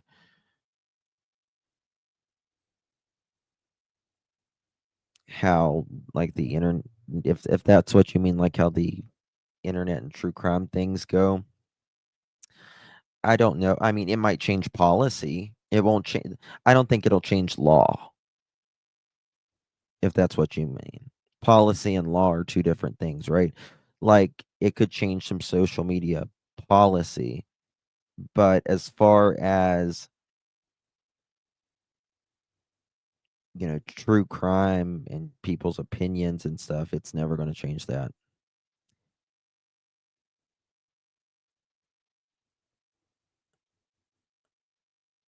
Fake getting the papers and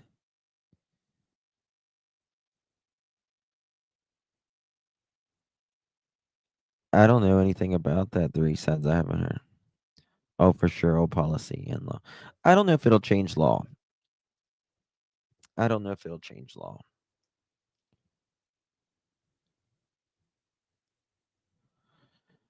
Um. Yeah, I mean, I think people just need to, if you don't like someone, um, ride along. Don't do that. Don't do that to yourself. Don't do that to yourself. Really. Like I don't give it too much. Dog and Nick aren't fake, or else why would they mention on news channel? Well, Dog is obviously not fake. Three sides, true crime. Listen, I don't, with the whole court stuff, I kind of, I kind of talked about it in the beginning, and I thought, but I'll be honest, I'm really so sick of hearing about it, to be honest with you. And I think if anybody is smart, for either side, the last thing anybody should be doing is speaking about it. And I don't think anybody can say it's going to go any which way. That's up for the judge. That's up for the judge to see how the laws, if you have any creator saying that this is how this is going to go, whether that be Nick or someone from the other side, you have no idea.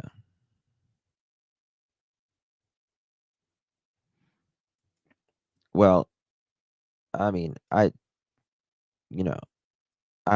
respectfully disagree on that, but I think there's a lot of people full of baloney on here.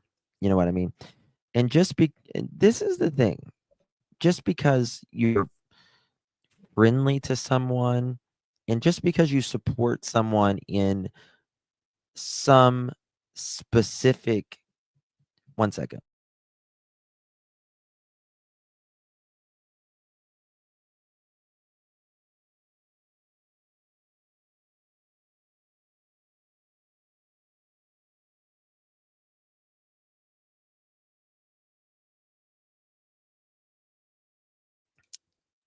Excuse me.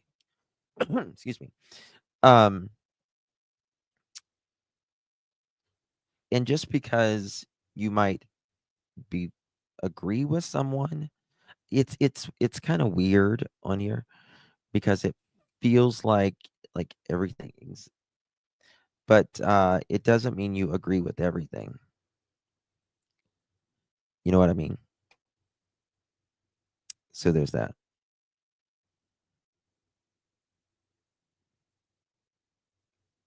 Well, I mean, I don't know if it's like, thank you, 3 sets, Trickram. Have a good evening.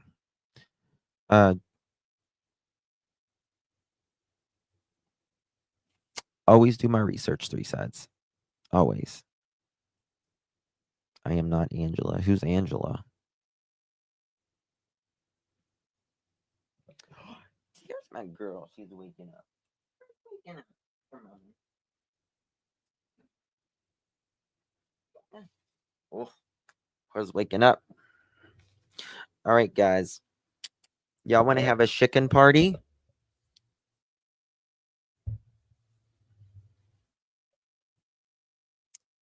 Well, you're not going to say you told me so. I don't know. It doesn't work like that.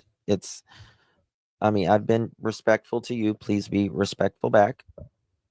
That's all. It's not about I told you so. It's not for you to tell me so or me to tell you. It is up for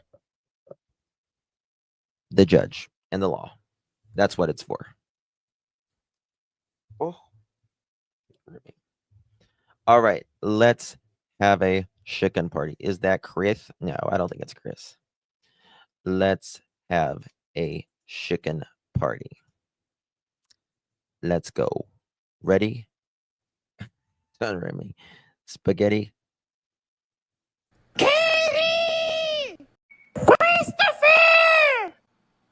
Katie! Oh, Katie! Katie! Katie! Oh, Katie! Katie! Katie! Oh, Katie! Katie. Katie. Where's Katie?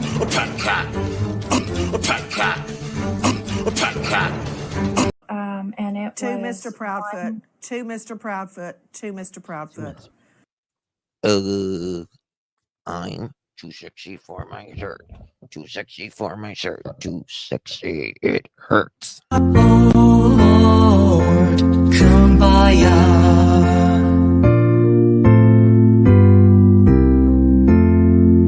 Someone's 1 second. Sorry, I was getting Remy's bottle. Oh. Suck it now. Oh. Suck it now. What you fucking da? I don't fucking know. Yaranna yastara. Anarana. What did the irritated chicken say?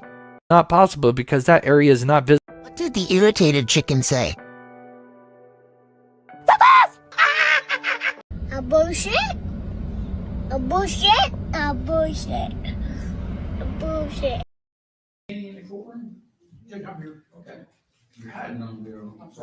Oh my God. Look at Chris.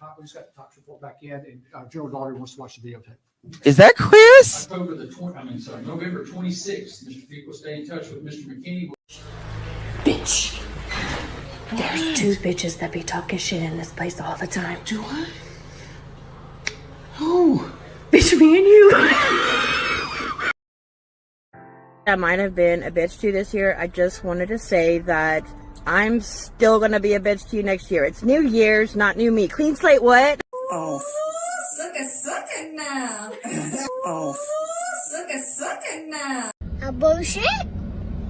A bullshit? A bullshit. Bitch. There's two bitches that be talking shit in this place all the time. Do what? Who? Bitch, me and you.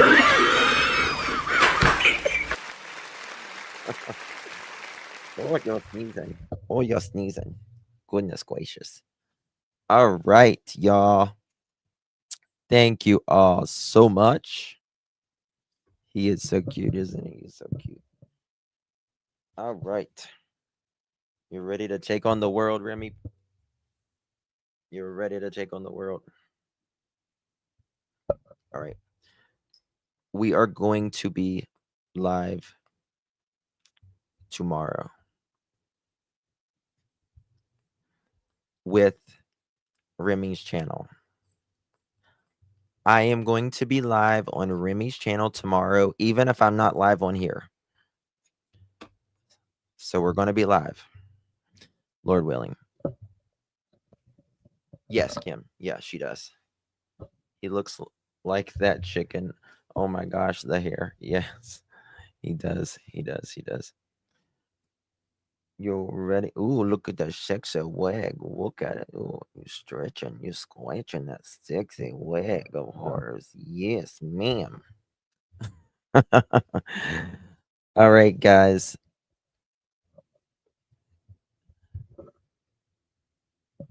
No. Pretty Hate Machine. She doesn't get, no, they don't get big. They don't get big. They get about 24 inches. And their arms and their legs and their tail is about as big as, that's the big part of them. They're all legs. Are you ready for number 2, Monkey? Yes. Yes. She's all legs, arms, and tail. Yes. That's why they call them spider monkeys. But yeah, I'm ready for number 2.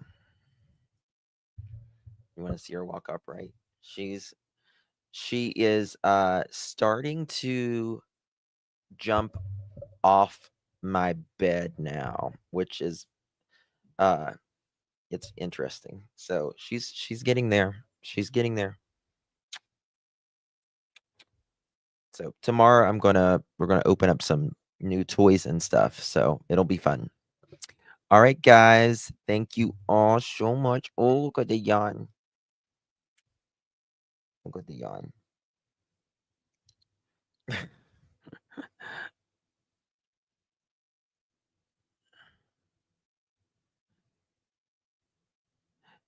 That's people are professional at creating what they want you to believe. Yes, they are. That is for sure. All right, guys. Love you all. Appreciate you. Hey, yeah. Good to see you, honey. Will she like having a sibling? Yes. Of course. Of course she will. She won't just wait you out. And I'm telling you, like, the older she gets, the funner she gets. It's like having a permanent 3-year-old. Yeah. About when they're adults, it's about like having about a 5-year-old.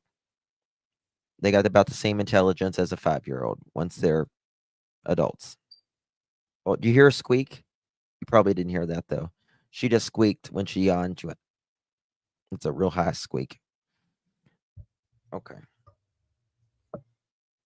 Squeaky. Squeaky. Oh, there you go. Watch her. Now she's going to groom me. Oh. Oh. All right, guys. Y'all could hear it? It's so cute. Yes. All right, guys. Love you all. I love her squeaky yawns. Yeah. She just woke up. She wants a grooming session. She wants a grooming session. She grooms. That's how, like, it's a social thing. It'll be fun this spring and summer whenever she's like outside and stuff. We'll have a good time on the channel this spring and summer. Right now, there's a foot of snow outside. It's crazy. All right, guys. Much love. Good night. Good night. Good night. Good night. God bless everyone.